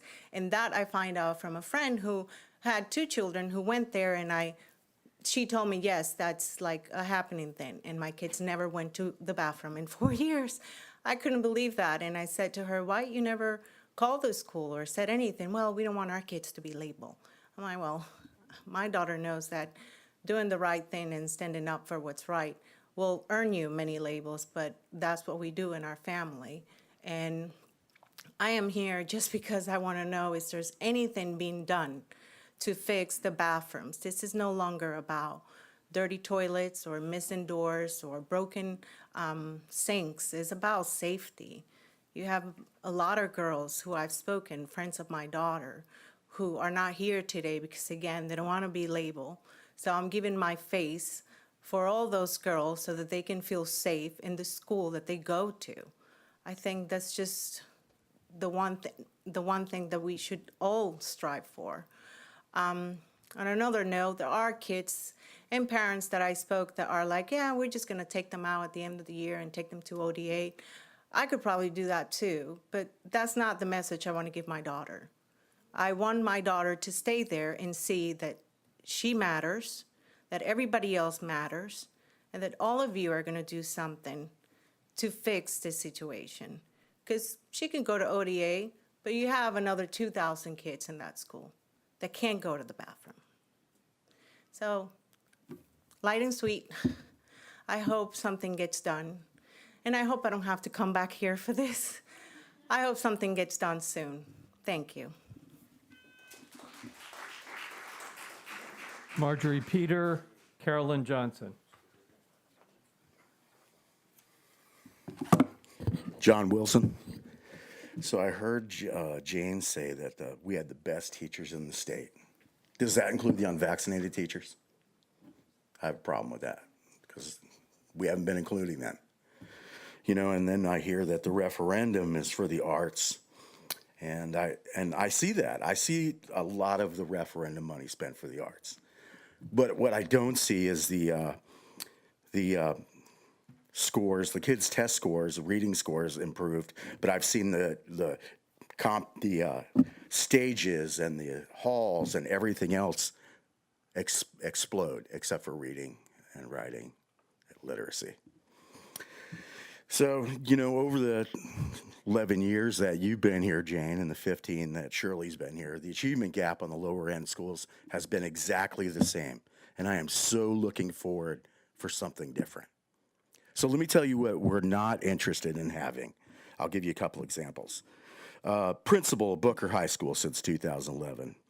The district has invested heavily in the arts at Booker and millions of dollars. Sadly, for the whole time that this person's been at Booker High School, the achievement gap on the testing has been just over 50%. So millions of dollars, but we can't get over 50%. Priorities. Second thing, people putting their hands in our district. Okay, embracing our differences has been in this district. Let's see, probably about 10 years. We see everything with the arts, programs, everything else. Nothing with literacy. You want to be on these programs? You want to be in this county? Be part of literacy. Let's see, what else we got? Oh, Community Foundation. That's another one. That Dan DeLeo just happens to be on there. So they have many donations. Booker High School, the arts, everything else. But guess what? No, nothing that has to do with literacy. I haven't seen any of the literacy gap get closed the whole time that these foundations been in there. Is it funny? You think it's funny? I don't think it's funny. Okay, at all. So, you know, like, I welcome every person that you're disenfranchised with. I want them to come here. I want to look at every single one of them that wants their filthy little hands in the school district that doesn't care about these kids learning. And I want to identify them because I still see the people sitting there that all they come is they say the same crap over and over again, but they don't care about the kids reading or writing. So go ahead. Let's take a good look at you people. Thank you. Ashley Cote. Hello, my name is Marjorie Peter. I'm a longtime resident, moved here in '87, had 3 boys go through the system. They graduated more years ago than I will ever care to admit to, but they've done well because they had excellent teachers and excellent support all the way through. 2 points I want to make tonight, although it's a little early. I do want to congratulate and thank Jane Goodwin and Shirley Brown on their pending retirement, because this is a hard slog, and I think it's very easy to come to some meetings and not have to do the preparation work that goes on month to month. So I do appreciate the efforts you've put into it. But my main point is a perfect, somewhat of a response to the gentleman who preceded me, because I came here as a proud Tuttle Turtle. I have participated in their campaign for grade level reading for several years when volunteers were allowed to be in the school. The Community Foundation was my connection there because they fund the campaign for grade level reading. That brings speakers in, it trains personnel how to work with kindergartners through third graders on their lack of reading skills. I encourage everyone who's here tonight who cares about literacy, contact the Title I schools. They need your help to work with these kids. If we don't catch them by grade 3, they're never going to enjoy Dr. Jaso's class because they won't be able to keep up. But it needs bodies in the chairs working with the kids. So I think it's a fabulous program that is supported heavily by the Community Foundation and by the principals in the district, and I'm delighted to see on the agenda that some money is being allocated to it. Thank you for your time. Alexis Spiegelman? No, you're next. Hello, my name's Carolyn Johnson. I'm a longtime Sarasota resident. My children and grandchildren went through the Sarasota Public Schools and graduated and have done well in life because of the great education they got here. I think I probably could say that I represent the quiet majority. It's been disturbing to me to see the intentional politicization of school issues since the insurrection on January 6th of 2021. We all need to work together to maintain the public schools, schools that are accountable to all the taxpayers who support them. I want to specifically thank Shirley Brown and Jane Goodwin for their long years of service. These are very difficult positions, and they take so much time and so much emotional energy to fulfill these jobs in a respectful and careful manner. I have great respect and gratitude to both of you. Thank you when you retire. I've seen what the extra millage has done over the decades that it's been in place. We have a really excellent school system. We have higher trained and paid teachers, A-grade schools, diverse types of schools to offer our families. I encourage everyone to vote for the referendum on March 8th.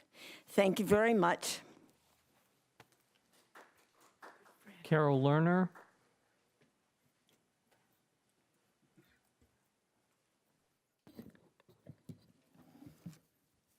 Good evening, Ashley Cody. Policy 2.22, under time allocation, it states in section C that all speaker cards must be received by the beginning of the board meeting. Can you please define the beginning of the board meeting? Is this when the gavel hits, after special presentations, or what? It's been interpreted different ways by multiple staff members over the last year, and I've brought it up numerous times. So clarification on that policy would be beneficial to all. Section D, stating public comment may be extended by a vote of the board. Does that mean that any board member can make that motion? Or is it only the chair can request that motion? Can you please define that? Members may speak on an agenda item and a non-agenda item. Can you please place wording in the policy stating members wishing to speak on both items will be able to fill out 2 separate cards identifying topics for each? With regards to the recent issues with a Pineview teacher, how was this teacher able to contact his students on a non-school chat platform after he was removed from the classroom and terminated? Was he able to log in and obtain the students' information after his termination? How can we ensure that teachers aren't using private student information on out-of-school platforms and contacting students moving forward to ensure the safety of our students? This is a concern for many parents in the community. Finally, the referendum.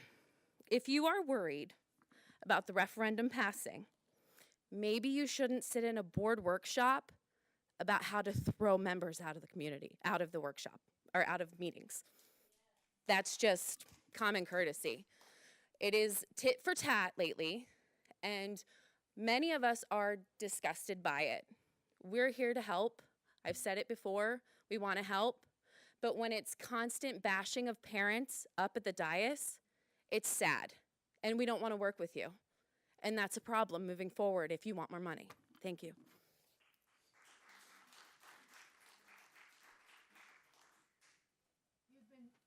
People in the back arena, on the back row, standing next to the police officer, I said don't clap. You continue to clap. The next time I'll ask you to leave.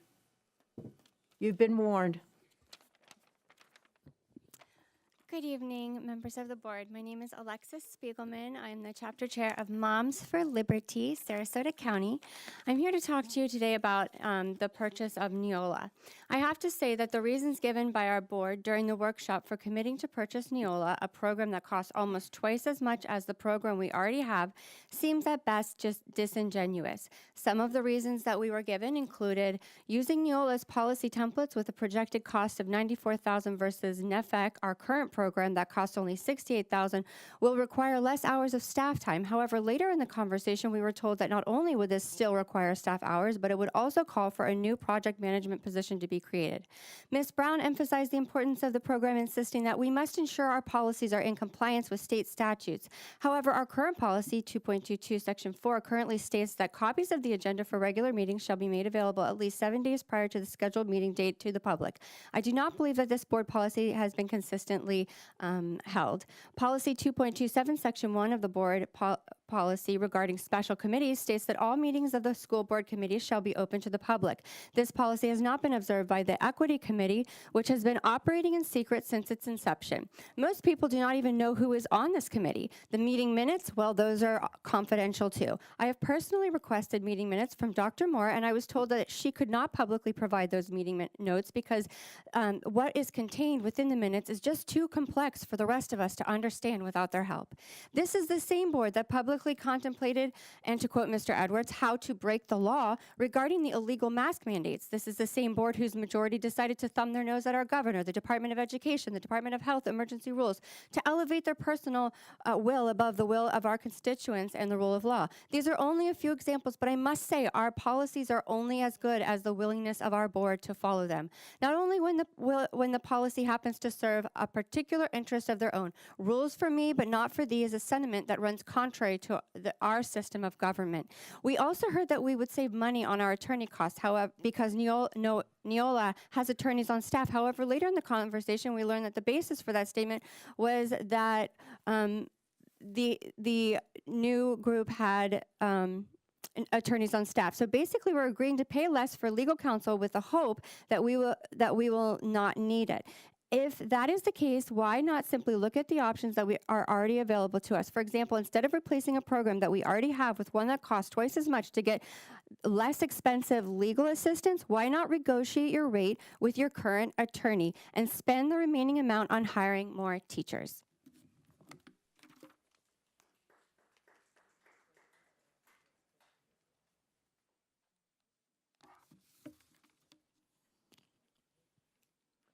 Good evening. My name is Carol Lerner. I'm the chair of Protect Our Public Schools, Minnesota. I've been a faithful in-person attendee or online watcher of just about every school board meeting since I moved here in 2015. For the first 4 years, I generally left the meeting or watching it feeling very exhilarated. For the past year and a half, I often leave the meeting feeling very distressed. So I asked some questions. How can we as a community come to address the unprecedented challenges that Sarasota schools face, the real issues in education, many of which have been brought up tonight? How can we bridge the differences and divisions so evident in this room? Or if that is impossible, at least change the environment and the narrative. So I've raised this with people within POPS, that's what we call Protect Our Public Schools, and another organization, a recently formed parent organization, Support Our Schools. And we decided to join together to do something about it. So we decided to launch a coalition asking residents to take a pledge to stand up for public schools, specifically for Sarasota Public Schools. Today we had a kickoff for this campaign. 17 organizations are now in this coalition, all nonpartisan organizations, representing thousands of people with their total membership. 70 people came to this meeting today, and we had a great discussion. Members of this organization include the Sarasota County NAACP, Minnesota ASALA, that's the Association for the Study of African American Life and History, Brady Sarasota, also Youth, Suncoast Women of Action, Center for Religious Tolerance, Lean on Me. So what we hope to achieve with this is to change the atmosphere here. We will be having more people come to board meetings to give positive ideas. We want to make it such that parents, residents feel comfortable coming here, because at the moment, a lot do not, sadly. So we invite all of you to join with us and to take the pledge. And to do that, you can go to supportourschools.com. Thank you.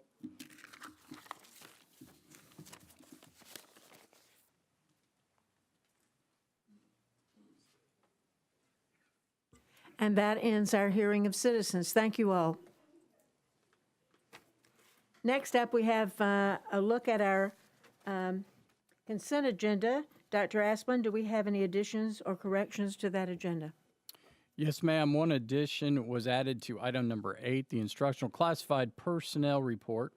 Also, revised policy added to item number 48, approval to advertise the revised school board policy 2.22 board meetings.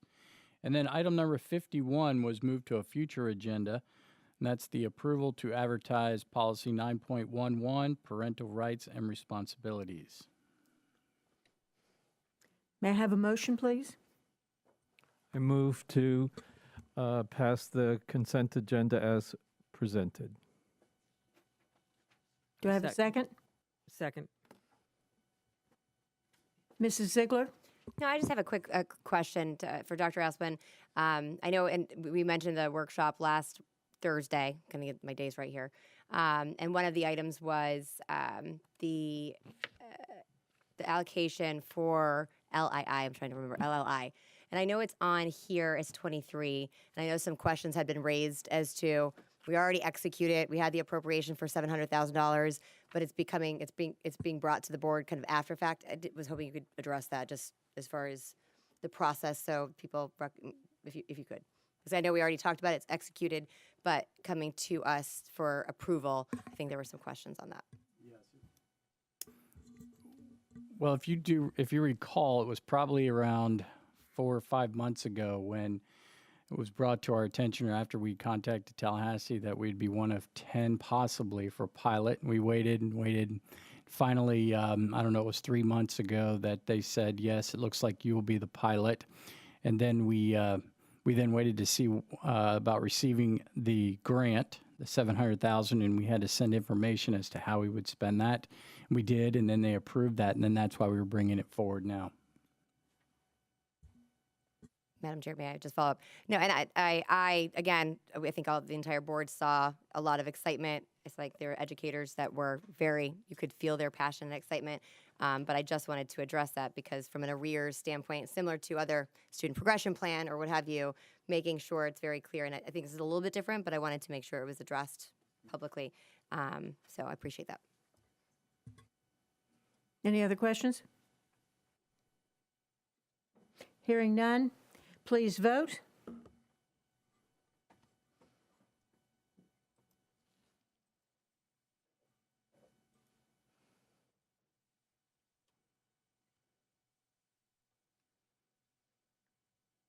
And the vote passes unanimously. Now we move on to new business. Item 46, I move the approval of the new job description for grant progress monitoring specialist. Second. Any questions? Hearing none, please vote.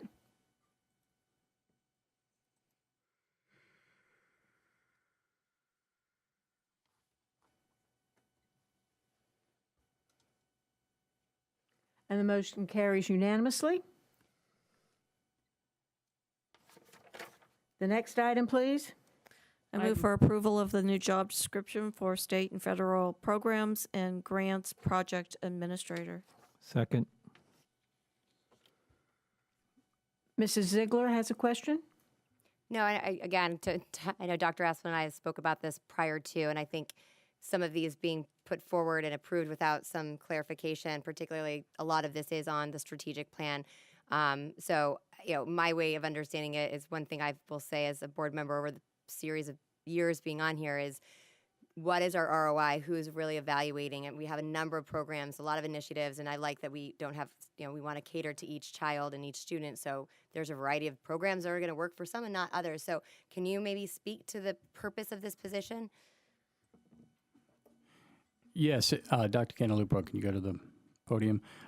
This is not part of the strategic plan. This is a position that's created because Dr. Cantalupo was collapsing another position in the area of accountability, and I know that it's been a month or so, and we have our one-on-ones and we talk about these. I know I can't even remember. It's been a month and a half ago, so I asked Dr. Cantalupo to be here to speak to this particular item.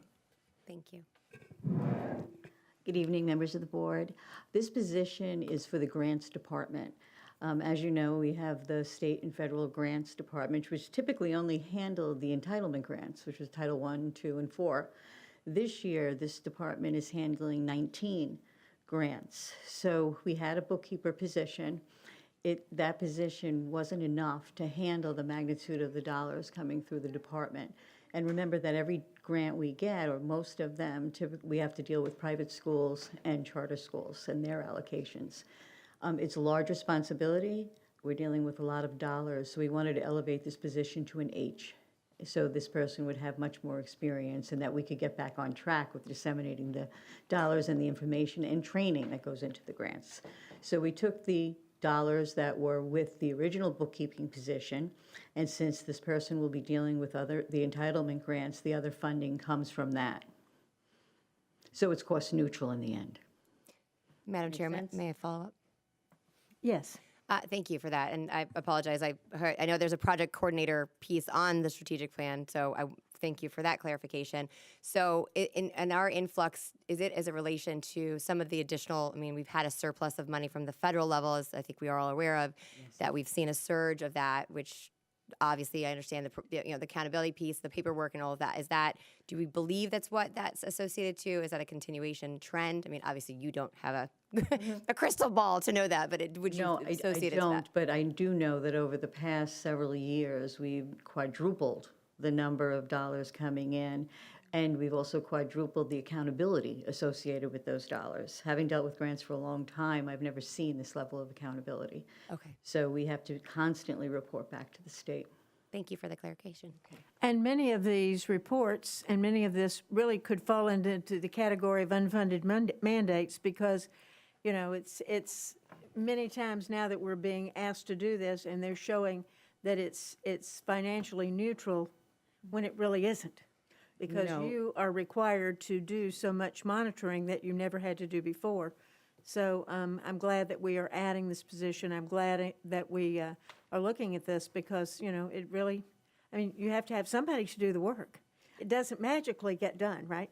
Absolutely, and the audit requirements are very real. Yes, And we really yes. want to keep everything on the straight and narrow. So we Yes. do need somebody with that level of expertise. It's a bit higher. Correct. And even so, if I may, I want you to know that Dr. Canalupo did delete a position and created this one. So it's not another extra person. Right. It's taking two positions and molding them together to solve our issue. Absolutely. Any other questions? Thank you. Please vote.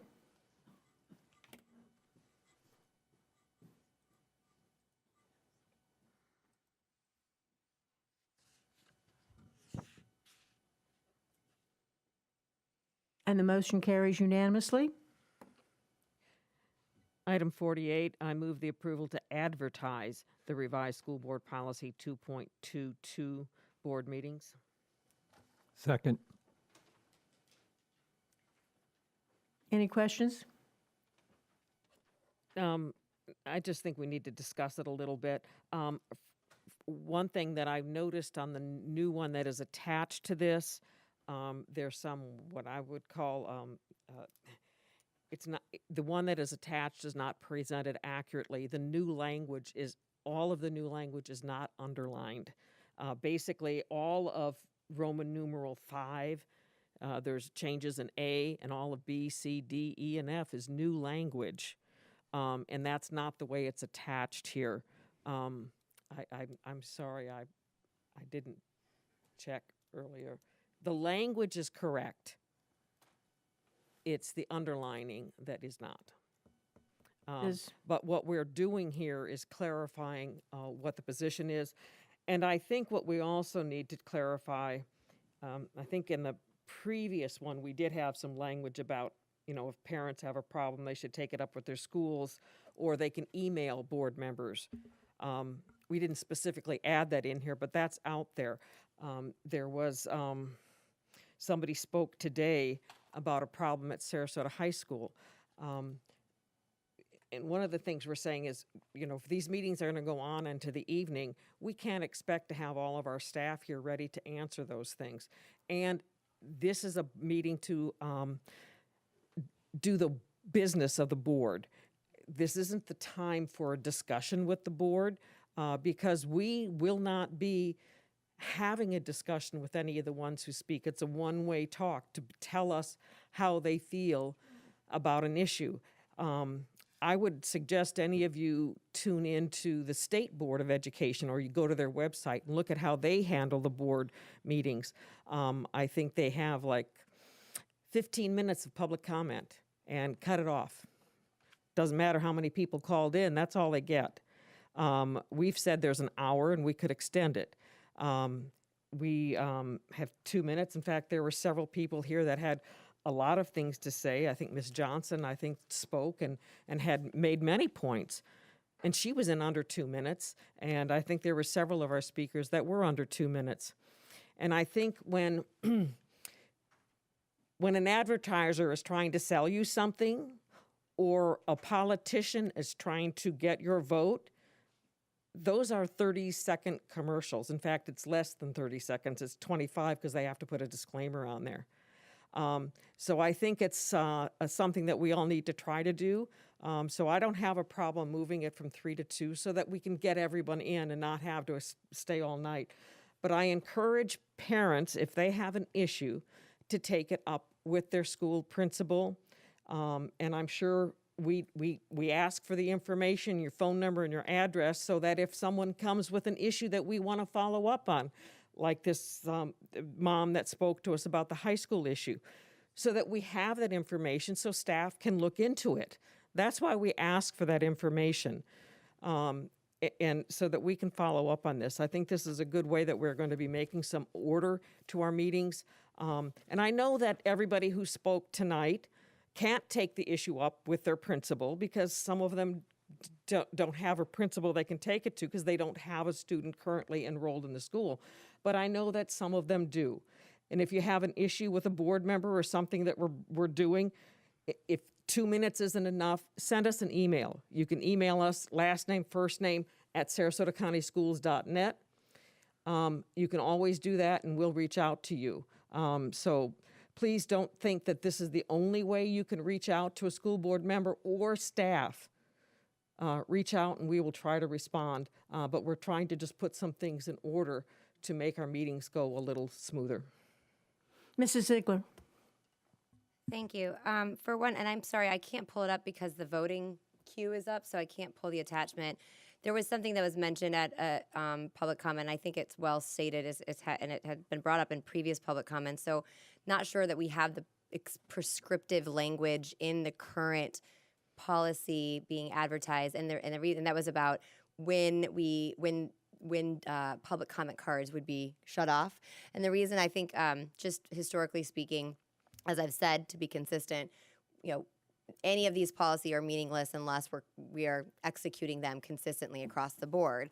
And so for mitigating any kind of exposure or ensuring that we do, as a board, the public knows when that cutoff is, if we could add a specific to that, I think would be, certainly, I think if we could add a specific, whether it's when the gavel is or at the conclusion of, superintendent's report or whatever it is, certainly any board can, through Robert's rules, suspend a rule and change it. But I do think it would behoove us that we would get more specific as to what the beginning of the meeting is, so that there's no risk of cherry picking of today it's the very beginning of the meeting, tomorrow it's the next, and I'm just hypothetically saying. So I'd open that up, and I just don't have the because I can't open the link here. What paragraph that would be, and so I would entertain an amendment to be specific on that area. Mrs. Rose. Thank you, Madam Chair. Just a clarification, please, on the hour for public comment. Is that in totality of, I was asked the question, and I'm looking for clarification for the public. Is it an hour for agenda items, or how does that divide? It's an hour. We would start with agenda items and switch over to non-specific agenda items if time permits. But we'd have an hour to complete agenda items, because obviously that's the important part before new business, and then anything that is a run over from that. So purely 1 hour. Then everyone else who wants to speak has the ability of speaking after the meeting. And that would be primarily, hopefully, on non-agenda items. If we had someone speaking and we saw a lot of cards for the agenda item that we knew we'd be over, then we have the alternative of making the distinction and making that specific meeting a longer meeting than 1 hour. And when the gavel goes down, the meeting starts. So there's no question about when the meeting starts. When we say 1 minute, and then after that minute, when we start the board meeting and I rack the gavel, that's it, and we accept no more cards. So hour in total, Yes, ma'am. including agenda and Or following. anything else that runs over if we had more time left in that hour. Thank you for the clarification. You don't want to speak, Mrs. Brown? No, I was just going to say that I thought that the agenda started when we call the meeting to order. Right, And, when you and the hit the- agenda item is one, so. When you hit the gavel, that meeting starts. I mean, if it starts Yeah, at so 6 you've already o'clock, clarified that, Yeah. and I think the clarification of the 1 hour, and that when we get to the general items, if there's still more, a board member, any of us can make the motion to extend if there's more cards. Mrs. Ziegler. I appreciate that. I just want to make sure from a consistency. I don't know that we need to explicitly say that, but beginning means gavel's done. It will be no surprise to my fellow colleagues and probably many of the viewing public that I still am just concerned about us limiting things. I even saw today, I didn't feel like things were executed particularly evenly across the board, although I think it was a good meeting. But for that reason, I still will not be supporting this. Mrs. Brown. Well, I would think if there was some unusual situations, like one time there was a lot of people trying to come in at the one time, and there was a backup at the door. They all couldn't get in before the meeting started. I said, if something like that happened, I mean, I don't know if, I mean, I think we could take a situation if for some reason there was a holdup at the door. Anything could become situational. We could have a thunderstorm. We could have, Right. you know, this building could be hit by a boulder. Who knows what? Yeah, and But I would think make we would use our make best changes, judgment. Yeah, accordingly. Thank you. Ms. Rose. Thank you, Mrs. Goodwin. Quickly, I just want to say I respect my fellow board members' intention to bring order to the meeting and will respect the vote. I just want to reiterate that I won't be supporting it, and that isn't out of disrespect or for anyone on this board. It's my own belief of what our next step should be to unite our community. Thank you. Mr. Edwards. Well, it's interesting. I know, again, with all due respect, I know Ms. Rose always is looking for ways to unite the community, and that it's important. And I just want to reiterate that what I observed tonight, the united community and the division of the community happened right over there. Because clearly one side was applauding when they heard what they wanted to hear, and when it was in opposition, there was some heckling and some discontent. So I don't think it's the policy that's creating the division. I think it's within the community. So I just want to point that out. And in addition to what perhaps Mrs. Ziegler says, I think that we're not consistent in what we allow. So if we're not to clap and we're not to heckle, then we have to enforce that. We have to enforce it, and we have to mean it. And so I would suggest that we, as a unit, do a better job of that. Very good. And I would agree. Thank you. Anyone else? If not, please vote.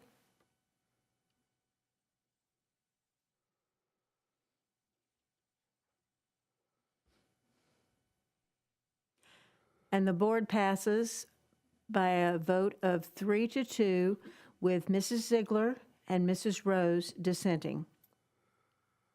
The next item, please. I move for the approval, item 49, move for the approval of Board Policy 2.73, Educational Equity Policy. Second.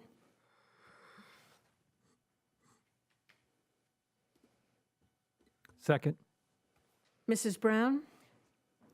I just want to point out there's been some confusion about what the word equity, and it's being confused with the word equality.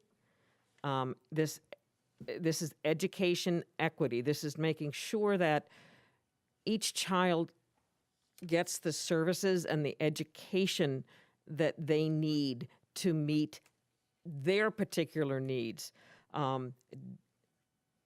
It isn't about equality. We can't give everybody the equal education in this state because there are kids, some kids that have more needs than others. There are other kids that are very bright and they need to be pushed further and harder. And there are others that need extra help in reading. I mean, so it's equity. It's not equal, it's equitable. There's two different words, and for those who even spoke tonight that had misunderstanding, perhaps if they look up the definition of equity versus equality, maybe they'll have a better understanding of what it is we're trying to do with the equity policy. Ms. Rose? Thank you, Madam Chair. I will be supporting this agenda item, and I'm much more focused in on the, I'm not looking at the wordsmithing of this. There's a lot of pieces in here that have merit. It's just what's important to me, and I mentioned this at a previous board meeting, and I just want to reiterate my support for where we're going as a district, the expertise, the skills, and all of our staff, the investment that's being put forth. I'm looking for all of our students to be at grade level, looking at what we're doing with graduation, monitoring it, the career programs. We have tremendous positive things going on right now. I want to reinforce the work that's been put into that. And I'm totally, completely excited about hearing some data. That's my reason for approving this. Thank you. If there are no other questions, please vote.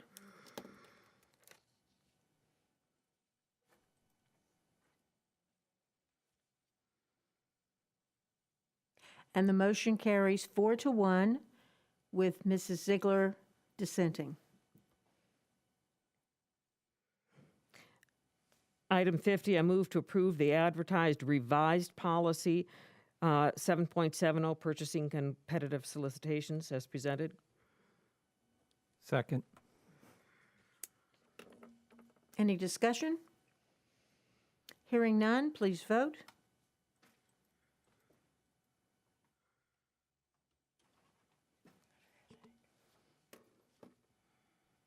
And the motion carries unanimously. The next item? As Dr. Asman said, item 51 is moved to a future agenda. Item 52, the approval of the Neola contract. Is that now 52 or does that move to 51? Yes, that is 52, I think. Neola, I have it 52 on mine. Yeah, we didn't move the...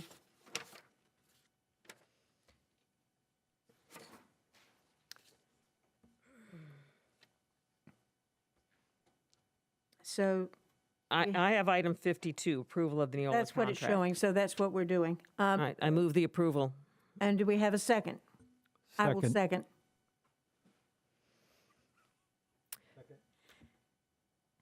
Any discussion? I think today's meeting shows that we definitely need somebody who understands how to write up a policy to bring before the board, because what we have again is somebody who underlined the things that changed from the last one, when in fact we need to be writing what we're going to be advertising, compare it to what the current one is, and underlining and talking out everything that's in the new policy. And I did not take policy 7.70 that we're going to be advertising, compare that to the new one. I'm going to make sure that our attorney does that and works with our assistant, because I'm not sure who was doing these policies. I know they went through several hands. And so the policies that we are going to be advertising need to be, what we're seeing before us needs to be compared to what the current policy is that is on our system. And I think that's why we need Neola to help pull us all together, somebody who works for and does the policies for the majority, the overwhelming majority of all the school boards in the state of Florida. And they have offices in the nearby county. Thank you. Mrs. Ziegler? Thank you. I mean, again, I know we've discussed this at length. I first want to be very clear and thank our administrative assistant and our communications team in the past. I wanted to make sure that it was clear where I talked about from a historical standpoint that was in no way directed at any one individual. It was just learning through what has not, what from a process standpoint where there were gaps to find ourselves where we're at today. And so no matter, as I said, I have no specific desire to hold on to NEFAC versus Neola. As I've mentioned, I'm very familiar with many other school districts that use Neola. And so I just wanted to make sure that's clear. And that was not as a fault of anyone dropping the ball. I don't think there was a process specifically put in place. So my understanding is that the superintendent has put that in place. So either way we go, that will not be hopefully a fault that takes place. My biggest concern, as I've said before, is the expenditures in which we find ourselves, both from a legal standpoint, the trends in which we're paying, and then this piece of it to add on to it. I use another county which uses NEFAC that's highly regarded and that has some people on this dais have experience with. I will be that's as vague as I can get, but that it's worked out just fine, and that it was managed properly within the confines of their general counsel. Overall, I think policy is incredibly important. I work in risk management. I understand that there is a cost benefit to putting money and time up front so that you are mitigating risk and ensuring not only is the language correctly, but then it's executed properly. Kind of going back to what I said before from the consistency standpoint, but from an overarching standpoint, my concern is truly from a financial standpoint that from the cost of legal fees where we're at today in comparison and then adding this onto it is substantial. So for that reason, I will not be supporting this. Well, I will be supporting this, and I'm very happy to support this because I really think that this will make everyone's life easier. And I think before long, Mrs. Ziegler, I would dare say that you will be thrilled with Neola.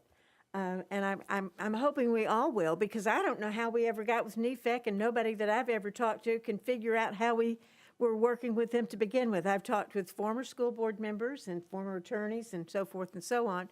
But I will tell you this, that, I think Neola will save our cabinet and our upper administrators time. I think it will save everyone time, and the quality of their work, the quality of the product will give us a great opportunity to witness what we can do. And Dr.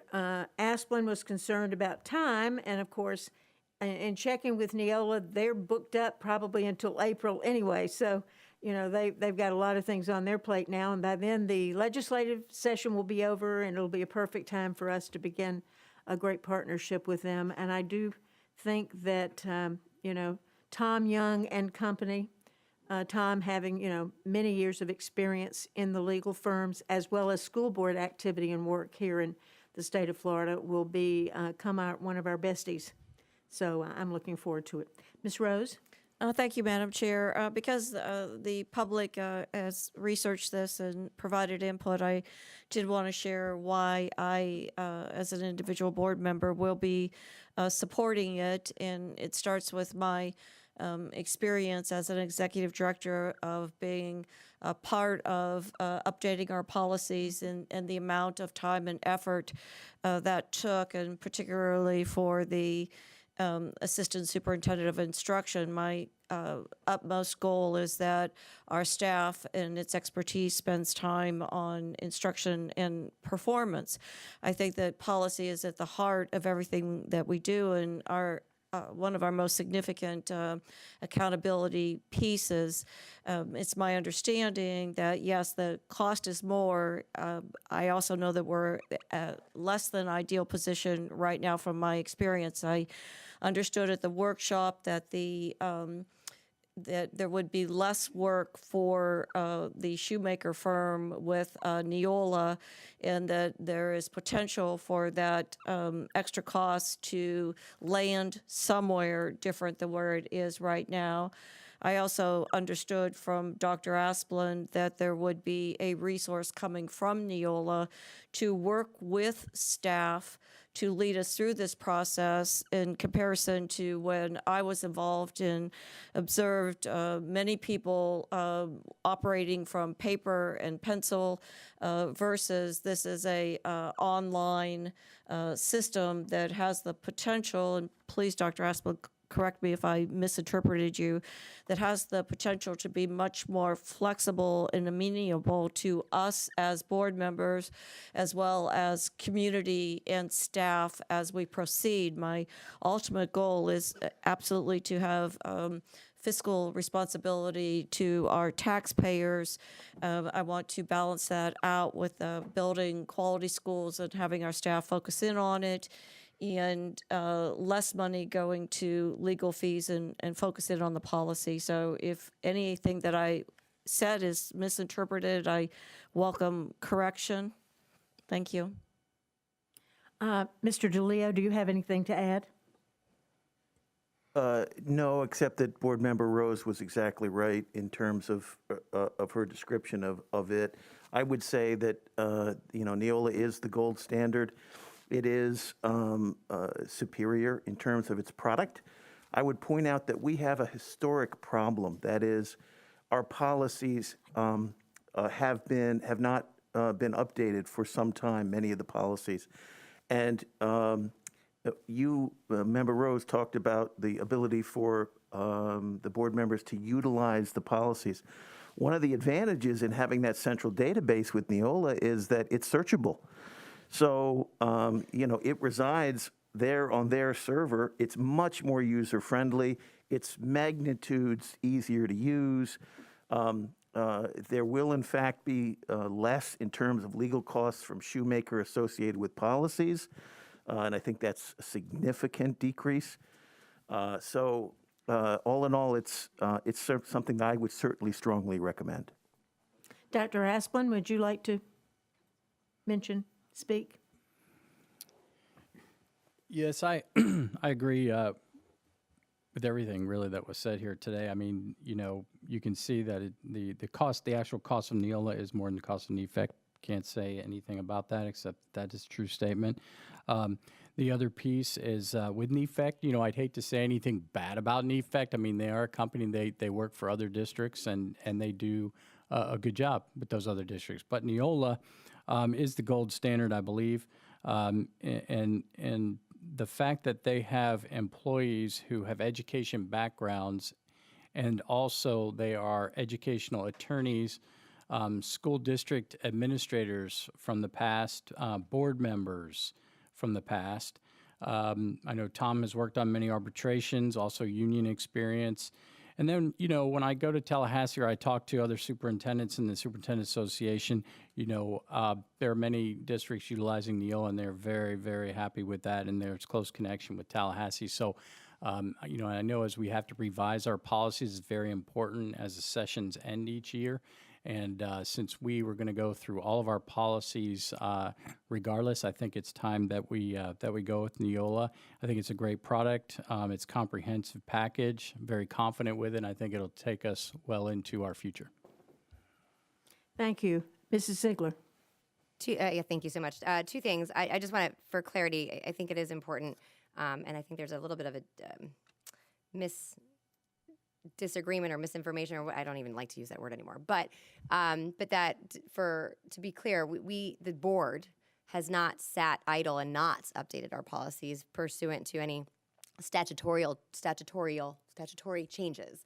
I think that's very important to make that very clear. So, and this other question to Dr. Asplin, and this is just more moving forward, because we're talking about the user-friendly component, we are on Novus, which is our platform that we use here. They're on Board Docs, meaning Neola. We discussed this before. We do not foresee ourselves transferring over to Board Docs and expending additional dollars. No, that's a great question. That was one of my questions last week to them.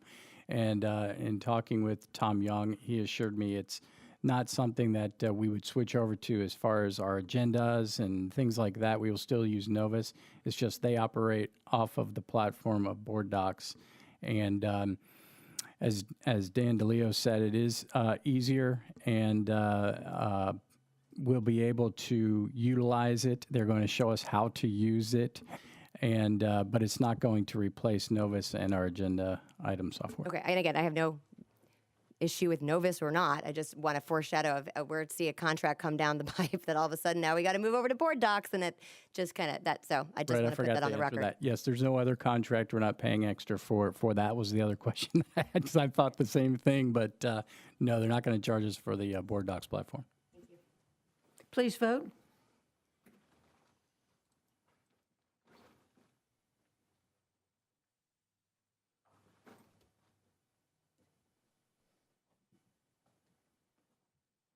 And the motion carries 4-1. Mrs. Ziegler dissents.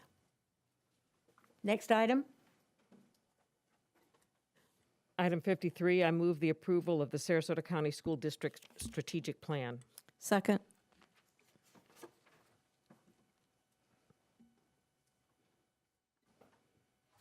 Mr. Edwards.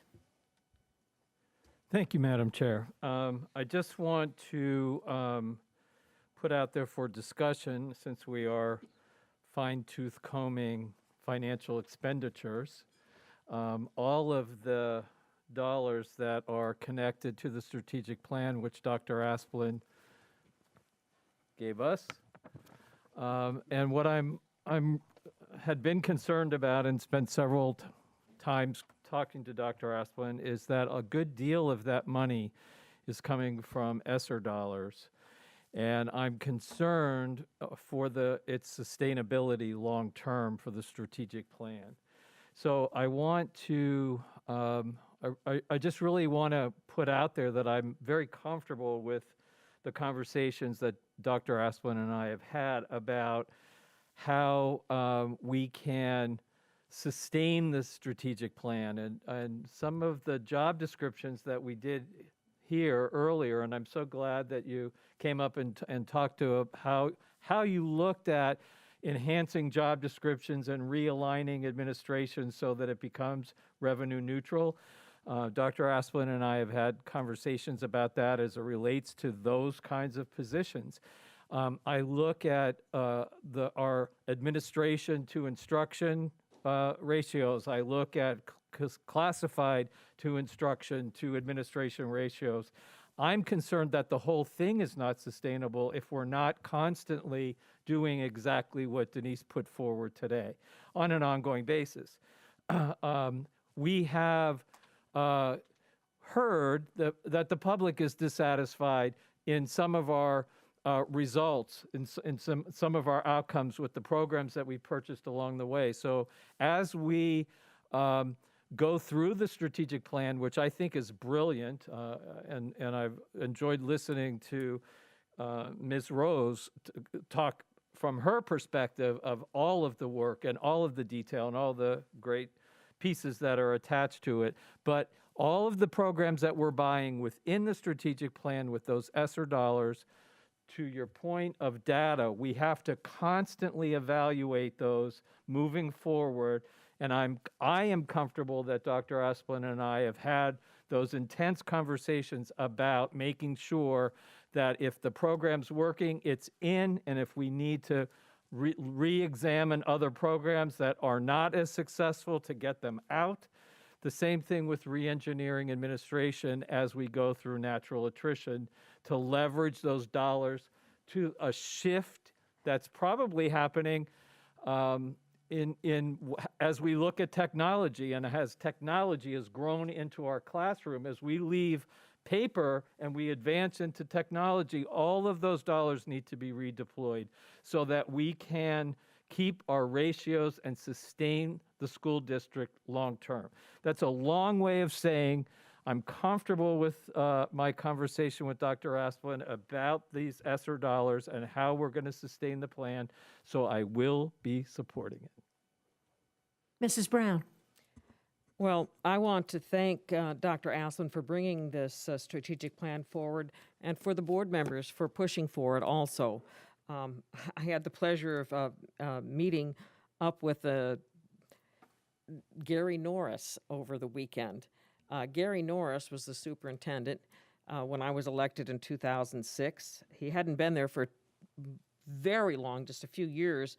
But the last written strategic plan we had, he brought forward in January of 2006.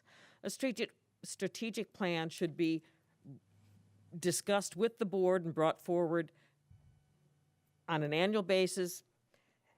We'd been tweaking it. Well, I heard we were tweaking it. I'm not quite sure what actually was happening to it.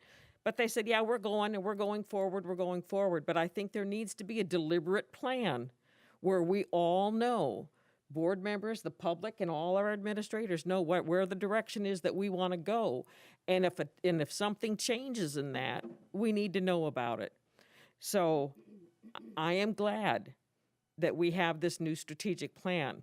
But I think we also need to understand that this strategic plan is being adopted by these 5 board members and this superintendent. We are going to be having some new board members, and I know that what you need to do is sit down with those new board members when they're elected and go over the strategic plan and reaffirm it or make some changes to it, but make sure that you get a buy-in from all of those new board members too.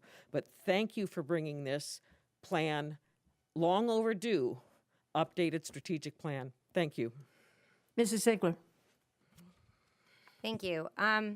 So I'll start with, I am encouraged that we have this framework. I think it's so important. I also think it's really worthwhile to reflect on how much work it took to put this together. And because there are just so many ongoing major issues, and not a negative, but just the work that is required to run a district and with the very, very important task of educating our students amidst a pandemic or what have you. I mean, all different curveballs that will be thrown.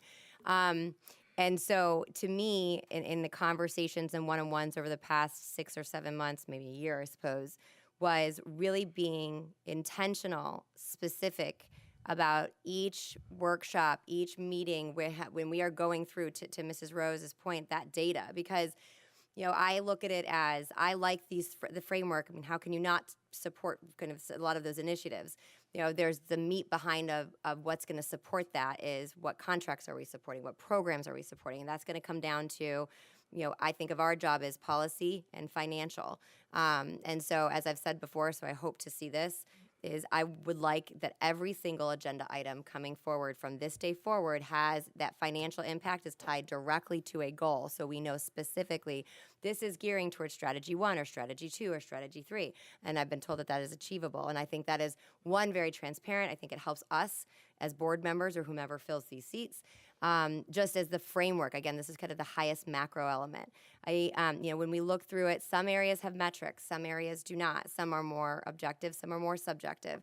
And that is where I believe it's the board, anyone who's in, you know, the board's obligation to be scrupulous and hold those things accountable to the superintendent who has put those forward, and then you hold the staff accountable. I know that there has been a lot of discussions about, you know, areas that we need to hone in on, and I believe there absolutely are million things that we can celebrate, but there are areas of it that we can really focus and improve. And I think we have the human capital, intellectual capital to do that, so that we're not, and that we aren't distracted by other things. Again, things will happen, things will come up, current events exist, but that every single workshop that we know without fail that this is our priority, these are what we're going to discuss, this is the data we're going to have, and this is the financial impact of X, Y, and Z programs so that we can be as transparent and accountable as possible. Moving to the piece and that's what I had mentioned when Dr. Cantalupo came up about the project manager position, I may not be saying that correctly, and that was more specific to grants, but I do know that, you know, there is another program, I mean, there is another position that is at least being considered, that you had put out to take the strategic plan to another level. And I will tell you, and Dr. Aspen can confirm this, I push very, very hard when it comes to administration. I want to make sure we have as much supports in the classroom now. But with that said, there are elements of administration that can help support the classroom. And so those going forward aren't hard and fast decided upon right now. Those are budgetary decisions and job description decisions. And I think that those are going to be things that we'll discuss publicly and make those decisions. But I do agree from a programmatic evaluation, that's something that's been lacking that we dearly need to see. Does this program work? Show us where it's moved the needle, and is it worth the ROI, or do we move to something else? And then what does that phase out look like? And so for the viewing public, again, these are conversations I certainly have with the superintendent that I have hit very hard on, and I will continue to hold that true. The one last question is, and I know we talked about that, was from a metric standpoint, one that has garnered a lot of attention, and I think this is important. There were a variety of metrics that I think were put in there. Some have actually changed over various adaptations of the strategic plan. Some were really ambitious. There was one from a discipline standpoint that I think we talked about that I didn't know how we were actually going to achieve that, because do we have some new person there? Do we have some new strategy? Like, how are we going to actually effectively do this? And so the plan is you have your goal, and then let's have some stretch goals. But one of the major one is certainly when it comes to reading proficiency. And we have a 68% proficiency, and it was to increase it to 1%. And I think that has garnered a lot of attention. I think it is worthwhile kind of honing into, where did we come up with those numbers? Are we being ambitious enough? Can we push harder? And I was hoping, Dr. Aspen, you could address that. Yes, thank you. Thank you, Ms. Ziegler. And yeah, if you know, just looking at this, the first goal, which has to do with our academic goal, There's 3 metrics there. One of them, very important, would be to increase the third grade language arts proficiency from 68 to 69%, and that's in 1 year. Our five-year goal there is to get to 80%. And as everyone knows, making sure that our students can read by 3rd grade is something that we really, really need to pay close attention to. Hence the reason that we're going to be working with our pre-K and expanding that so much. So pre-K, kindergarten, 1st grade, 2nd grade. So over the next few years, this 3rd grade percentage is going to increase based on the things that we're doing in pre-K all the way through 3rd grade. I know the question came up, 68 to 69%, is that not enough? Is that, when you, when we looked at past percentages, just so that you know, because how do you come up with that particular percentage? You want wins, especially coming off of what we've come off of the last 2 years, and everybody's worked so hard. How do we get those wins? You don't want to say 75% because it probably isn't going to happen. It's very difficult to move even 2 percentage points when you look at FSA percentages in different categories. But when you look at over the years, in 2016, for instance, our third grade proficiency rates. In 2016, it was 68%. In 17, it was 71%. In 2018, it dropped back to 68%. In 2019, it was 70%. And then in 21, after 2 years of the COVID there, it dropped down to 66%. So what you can see there is it goes up and down a couple of percentage points every year, even when you don't have, a pandemic or anything like that. And so a couple of percentage points are huge. And moving 1% there for the rest of this year until FSA occurs, I think that that's fine. I mean, we could raise it to, we could go up 2 percentage points, and because I really think we're going to make that. But remember also, this is about proficiency, 3rd grade proficiency. And when your proficiency goes backwards from 70% to 68% or 66% during those COVID periods of time, that's proficiency. That means students are at level 3 or above on the FSA test. So whereas learning gains, which everyone should make a learning gain, I think everybody would agree with that, is different than actually proficiency at 3rd grade, at level 3 and higher. And remember too, the proficiency in 3rd grade fell backwards during this time period, the last couple of years. So you have students who are now, they could be 3 years behind grade level. And so to have a learning gain, yes, we can do that. To get them to proficiency in 1 year, I think it's going to take multiple years to get them to proficiency. So that's why we're so interested in the pre-K all the way through 2nd grade to try and get all of those students by the time they hit 3rd grade, or even by the time they hit 2nd grade, they're on grade level.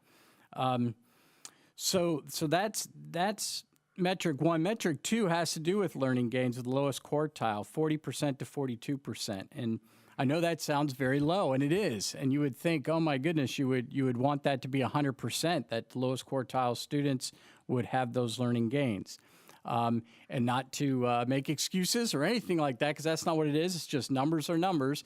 If you look across all districts, you're going to see most of them are in the 30% range versus Sarasota sitting in the 40% range. I think St. John's at 45. They're not even at 50%. And so I know in St. John's, our goal was always to, on learning gains, get us to that 50% range. And if your school is at 50%, then you need to work on gaining 2 percentage points every year. And so that's where that 2 percentage points came in. And just so you know as well, the conversations that we have with the principals, we get granular when we get into each school. You look at each school, this is an aggregate percentage. Each school has its own, some are lower than others. And what does each school need to do? Do they know their lowest quartile? Do they know those students? Are they personalizing the learning to make sure that those students are having learning gains? Those are the conversations that we're having, which is much more important than I think than just any number on a piece of paper here. But the fact that we are targeting these areas are very important. Let the numbers shake out how they shake out. If we're doing our job, these numbers are going to go up, which I believe they will. And then metric 3, looking at high school acceleration and everything we're trying to do with our students to make sure that they have they have a good plan when they leave us and graduate. We're also trying to make sure that they're taking advantage of advanced level classes, but also getting those industry certifications. We have quite a few students who take those CTE classes and try to get those industry certifications in digital design, for instance, digital information technology.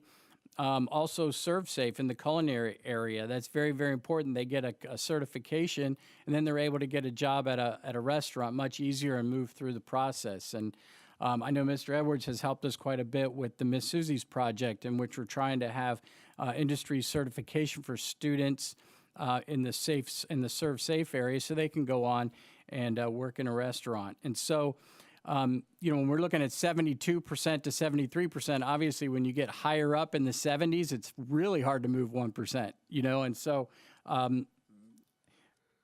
I just want people to understand that whether it's 1%, 2%, 3%, let's look at the big picture and what we're trying to attack here and what we're doing at each school, and then the numbers are going to play out the way they play out, and they're going to take care of themselves, I believe. I truly believe that.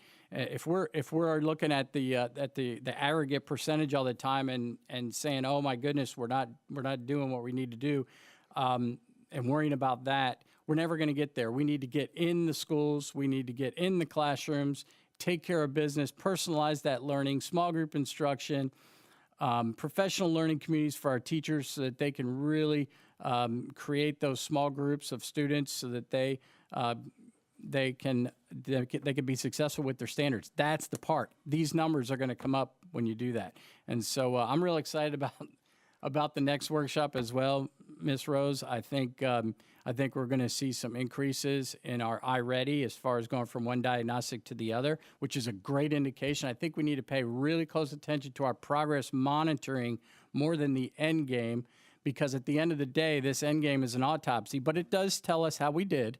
But right now, we need to be really working on the progress monitoring piece. So that's how we think through that, and that's how we come up with the numbers. I know it kind of sounds arbitrary, but it's really hard to move 1, 2, 3 percentage points. Sometimes you'll move 5, 6, 7 points if you did a really, really good job with what I just talked about. And so hopefully we'll do that, and then we'll come back and we'll look at this again, because this is a live document, and then we'll readjust, going into next year. So great question. I appreciate it. I'm going to I just wanted to close out, if you don't mind. All But and I appreciate that part, because there are, to Mrs. Rose's point, I'm actually really excited to move forward, because I believe she's got an expertise that will be very valuable as a board member to bring those things forward. But it is the progress monitoring and the accountability if it is moving that needle. And a lot of these are multi-year, but being realistic to what we can accomplish. When do we realize it's not working, or when do we realize this is working? Similar to last workshop, where I was saying, at what point do we do that? Because then as a board, we have to put those budgetary priorities in place. And so those are the things that I'll be looking forward as we move ahead. So thank you very much. Well, what I want to mention is, being cautious about going too far above where the 1% or 2%. And the reason I'm concerned about that is we have new standards going on. And I know what happened the last time we had new standards that came on, how difficult it was. And we're going into, a whole different way of teaching. That has to be taken into consideration, along with all these students that we've got now that we didn't have before. Where did they come from? What impact will they have? How well adjusted are they? How much do they know? What level student are they? Where do they come from? I'm concerned about where they're coming from, and because I want to make sure that we do take care of them well. And then will this year be worse than 1,400 students? Will we have 2,000? Who knows? And you bring up a good point too. Remember, this is probably the last year for the FSA. Yes. And so these percentages, we're going to have to change how we assess, I think, after we understand the new assessment plan. And then you're right, we have the new best standards, and we're working through that. We're going to have progress monitoring, and what I'm hearing, that's not going to be less but more testing. Yeah. So again, la-da-dee-da. So again, at the end of the day, whatever is thrown our way, we need to work closely with our schools. That's where it happens. Yeah. It happens in the classroom with our teachers and our principals and at the school level, and we really need to pay close attention to that and let the rest the chips fall where they may, and I think they'll fall in our favor the way that I see what's going on out in our schools. So, and before we get off of this, I just wanted to mention something on the costs. Is this a good time to do that? Yes, go right ahead. Okay. Mr. Edwards brought up costs, which thank you very much for bringing that up. Yes, this plan, and I know everyone has probably looked at this. It comes to right at $56 million over 3 years, and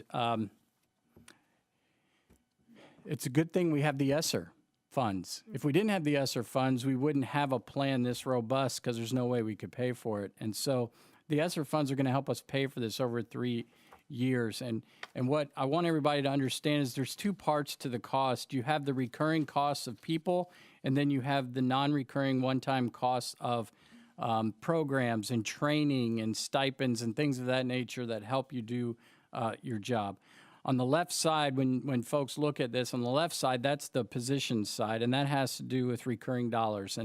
And with the ESSER funds, after 3 years, like Mr. Edwards said, you fall off the cliff. The money's not there anymore. What are you going to do?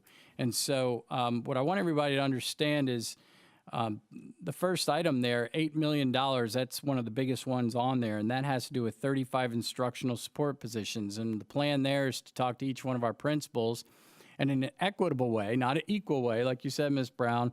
I'm not going to say, okay, equally everybody gets a counselor or equally everybody gets an interventionist. What I want is for the principals to tell me what they need in their school to make it happen. That's the equitable part. And so having those 35 positions and the principals telling us what they need, and we purchased those over 3 years, it costs $8 million. And then looking at our pre-K there, if we're going to try to open 10 new pre-K classrooms and expand, that's what we want to see happen. That's also 10 teachers and 20 parapros, parapro aides in those jobs. And that's going to cost another $4.5 million. And when you look at, behavior specialists and mental health specialists and the people that we need to help our students to be ready to learn in schools, that's another $12 million. So when you look at all those over 3 years, something needs to happen. So how are we going to pay for that after 3 years? And so the good thing about all of those, everything I just mentioned to you, are instructional positions. And on any given year, we'll have to hire around 250 teachers in open slots due to attrition. So if we can't figure out over 3 years how to pay this through the general fund, we will have slots open for all these instructional positions. They're not administrative positions making up all of these dollars.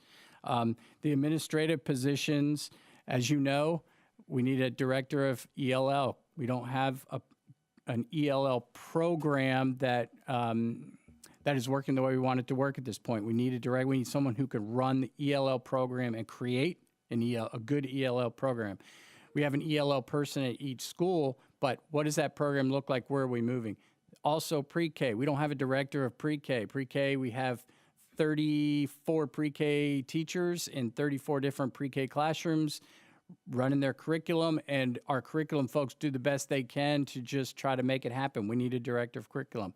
With all the training that we have, that we're going to have PLC training, Capturing Kids' Hearts training, all the new standards training that's coming down the line, we need a PD program. We don't have a PD director. We're going to need that as well. So and then that project manager that we talked about who can help us with the Neola project, also with our strategic plan project, keeping all of our departments where we need to be as far as progress monitoring, what's coming up next, who's involved. We need a project manager to help us with all that. And so really, those are the big administrative. The rest of this is really instructional. So it's millions and millions of dollars of instructional folks, including programs, stipends, training, and so on. And then, like I said, through attrition, if we had to, we can always pull back some of those people and put them in the classroom. I'm hoping that the principals are going to move forward with interventionists and reading coaches and more people to place in front of our students in small group instruction. That's where it all happens, and that's where I'm hoping we can spend that $8 million. So with that said, the only other part to this is as we implement this, We need to look at what programs we've had forever, what programs aren't working well, and get rid of them. So we're going to be evaluating over the next 3 years what programs we can dismiss. So then as the ESSER money goes away, we'll still be able to sustain this through our general budget. Right now, the ESSER funds are paying for all $56 million of this, except for $250,000 coming out of general. That's it. And so that's great. We'll use that money from the federal government to start our program, see what works, move forward. We have 3 years to really do that and pay for things that we felt like we've always need to pay for to help our students be successful, and then we can move forward from that point. That's the plan, and like you say, we need to, every single month, we need to be talking about it, asking questions, making changes, all those things. We need to keep this on the front burner, and our students will do really, really well.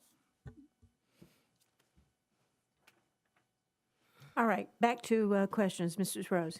Not a question. I just want to reinforce that there's been community talk about establishing small gains in 1 point, 3 points. That's traditional with the state of Florida and any school improvement plan, and it has nothing to do with what we aspire to. It's not about a plan where we are doing everything to grow 1 point or 2 points or 3 points. It's about the process. And Mrs. Brown mentioned Dr. Norris. Dr. Norris came to the district when I became a principal. He introduced data. I love data, but I need to say something about it. Part of introducing that data and holding us accountable for it became about the process. I don't want our staff or our community, my perspective I'm sharing, to think the end all is the data. The data reflects what you're doing with the process, with the programs, with the interventions. It's the ability to modify, transition in turn right, left, whatever you need to do. The data's telling you that. I don't want our community, or particularly our staff that has put so much energy into this, to be afraid of data. I want to welcome data. I want it to be the ability to brainstorm. And even if the data doesn't improve, success comes from productive failure. And when we look at it, we analyze it. What are the successes? What are the challenges? So I want to welcome data. I don't want to generate a fear of data, because it isn't about how much growth. It's about the process to keep obtaining growth. So welcome data, more talk about the process, and I thank everyone for the work that they've done. I have one last request, that when we do discuss the data and emphasize the process to get there, that it's broken down into the groups that we're focusing on: our special education, our Black students, our English speakers of other languages, and more, so that we can see it move, and it will bring us all together in some really, what I consider to be fun deliberation. Thank you. Mrs. Brown. We were talking about the cost, being $56 million, and you're talking about the ERISA or the COVID dollars from the federal government. But I think another very important thing to consider, of course, is the referendum. I mean, if the referendum doesn't pass, that's $71 million this year or next year, and it's very important because we need. I mean, if we've had detractors at our board meeting, but I think we all want the same thing, and that is to improve the lives and the educational experience of all of these children. Now, some people say, well, if anybody is below average, that they're not at grade level. Well, grade level is what the average student can have, and in order to be an average student, I mean, when the state comes up with this is what the average third grader knows, there are some that are higher than that, and there's some that are lower. That's how you get to an average. But I'm like Garrison Keeler. I want to make sure that all of our kids are above average, but we know they all can't be. But what we want to do is to make sure that we find a way that each one of those kids can show improvement, because we don't want to instill in any child that they can't go from a 1 to a 2 or a 2 to a 3. I mean, that's the wrong thing, to just say you're a loser and you're always going to be a loser. I don't want that. We want to make sure that we find a way to reach every child. That's what that equity is all about. And I think that, and I want to reach out to all of the people, all the parents that come here, to understand we need to work together. And this way is a way of working together. We've got the plan here, but we also need your help. In 1 week, the absentee ballots are going out for the referendum, 115,000 of them for Sarasota County. I mean, and I hope they will all vote so that we can keep our A-rated school. Because regardless, we know those ERISA funds are going away in 3 years. I don't want to see our referendum dollars go away in a year.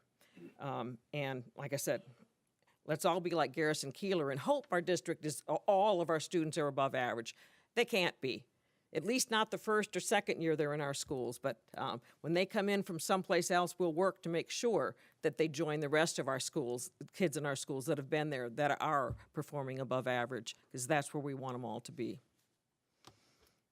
Mrs. Ziegler? No, sorry. No, I am good. You're fine? Good. Okay, if there are no more questions, let's vote.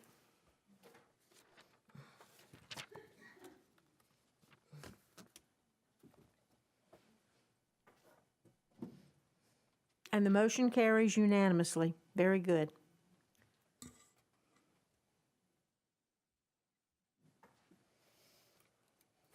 I think that's a wrap. I think that's a wrap for new business. So now we have announcements and communications. Mrs. Brown. I just want to say that, we've had people come to talk, and there's those, you're three and those two, and we need to get past the us and them and all work together.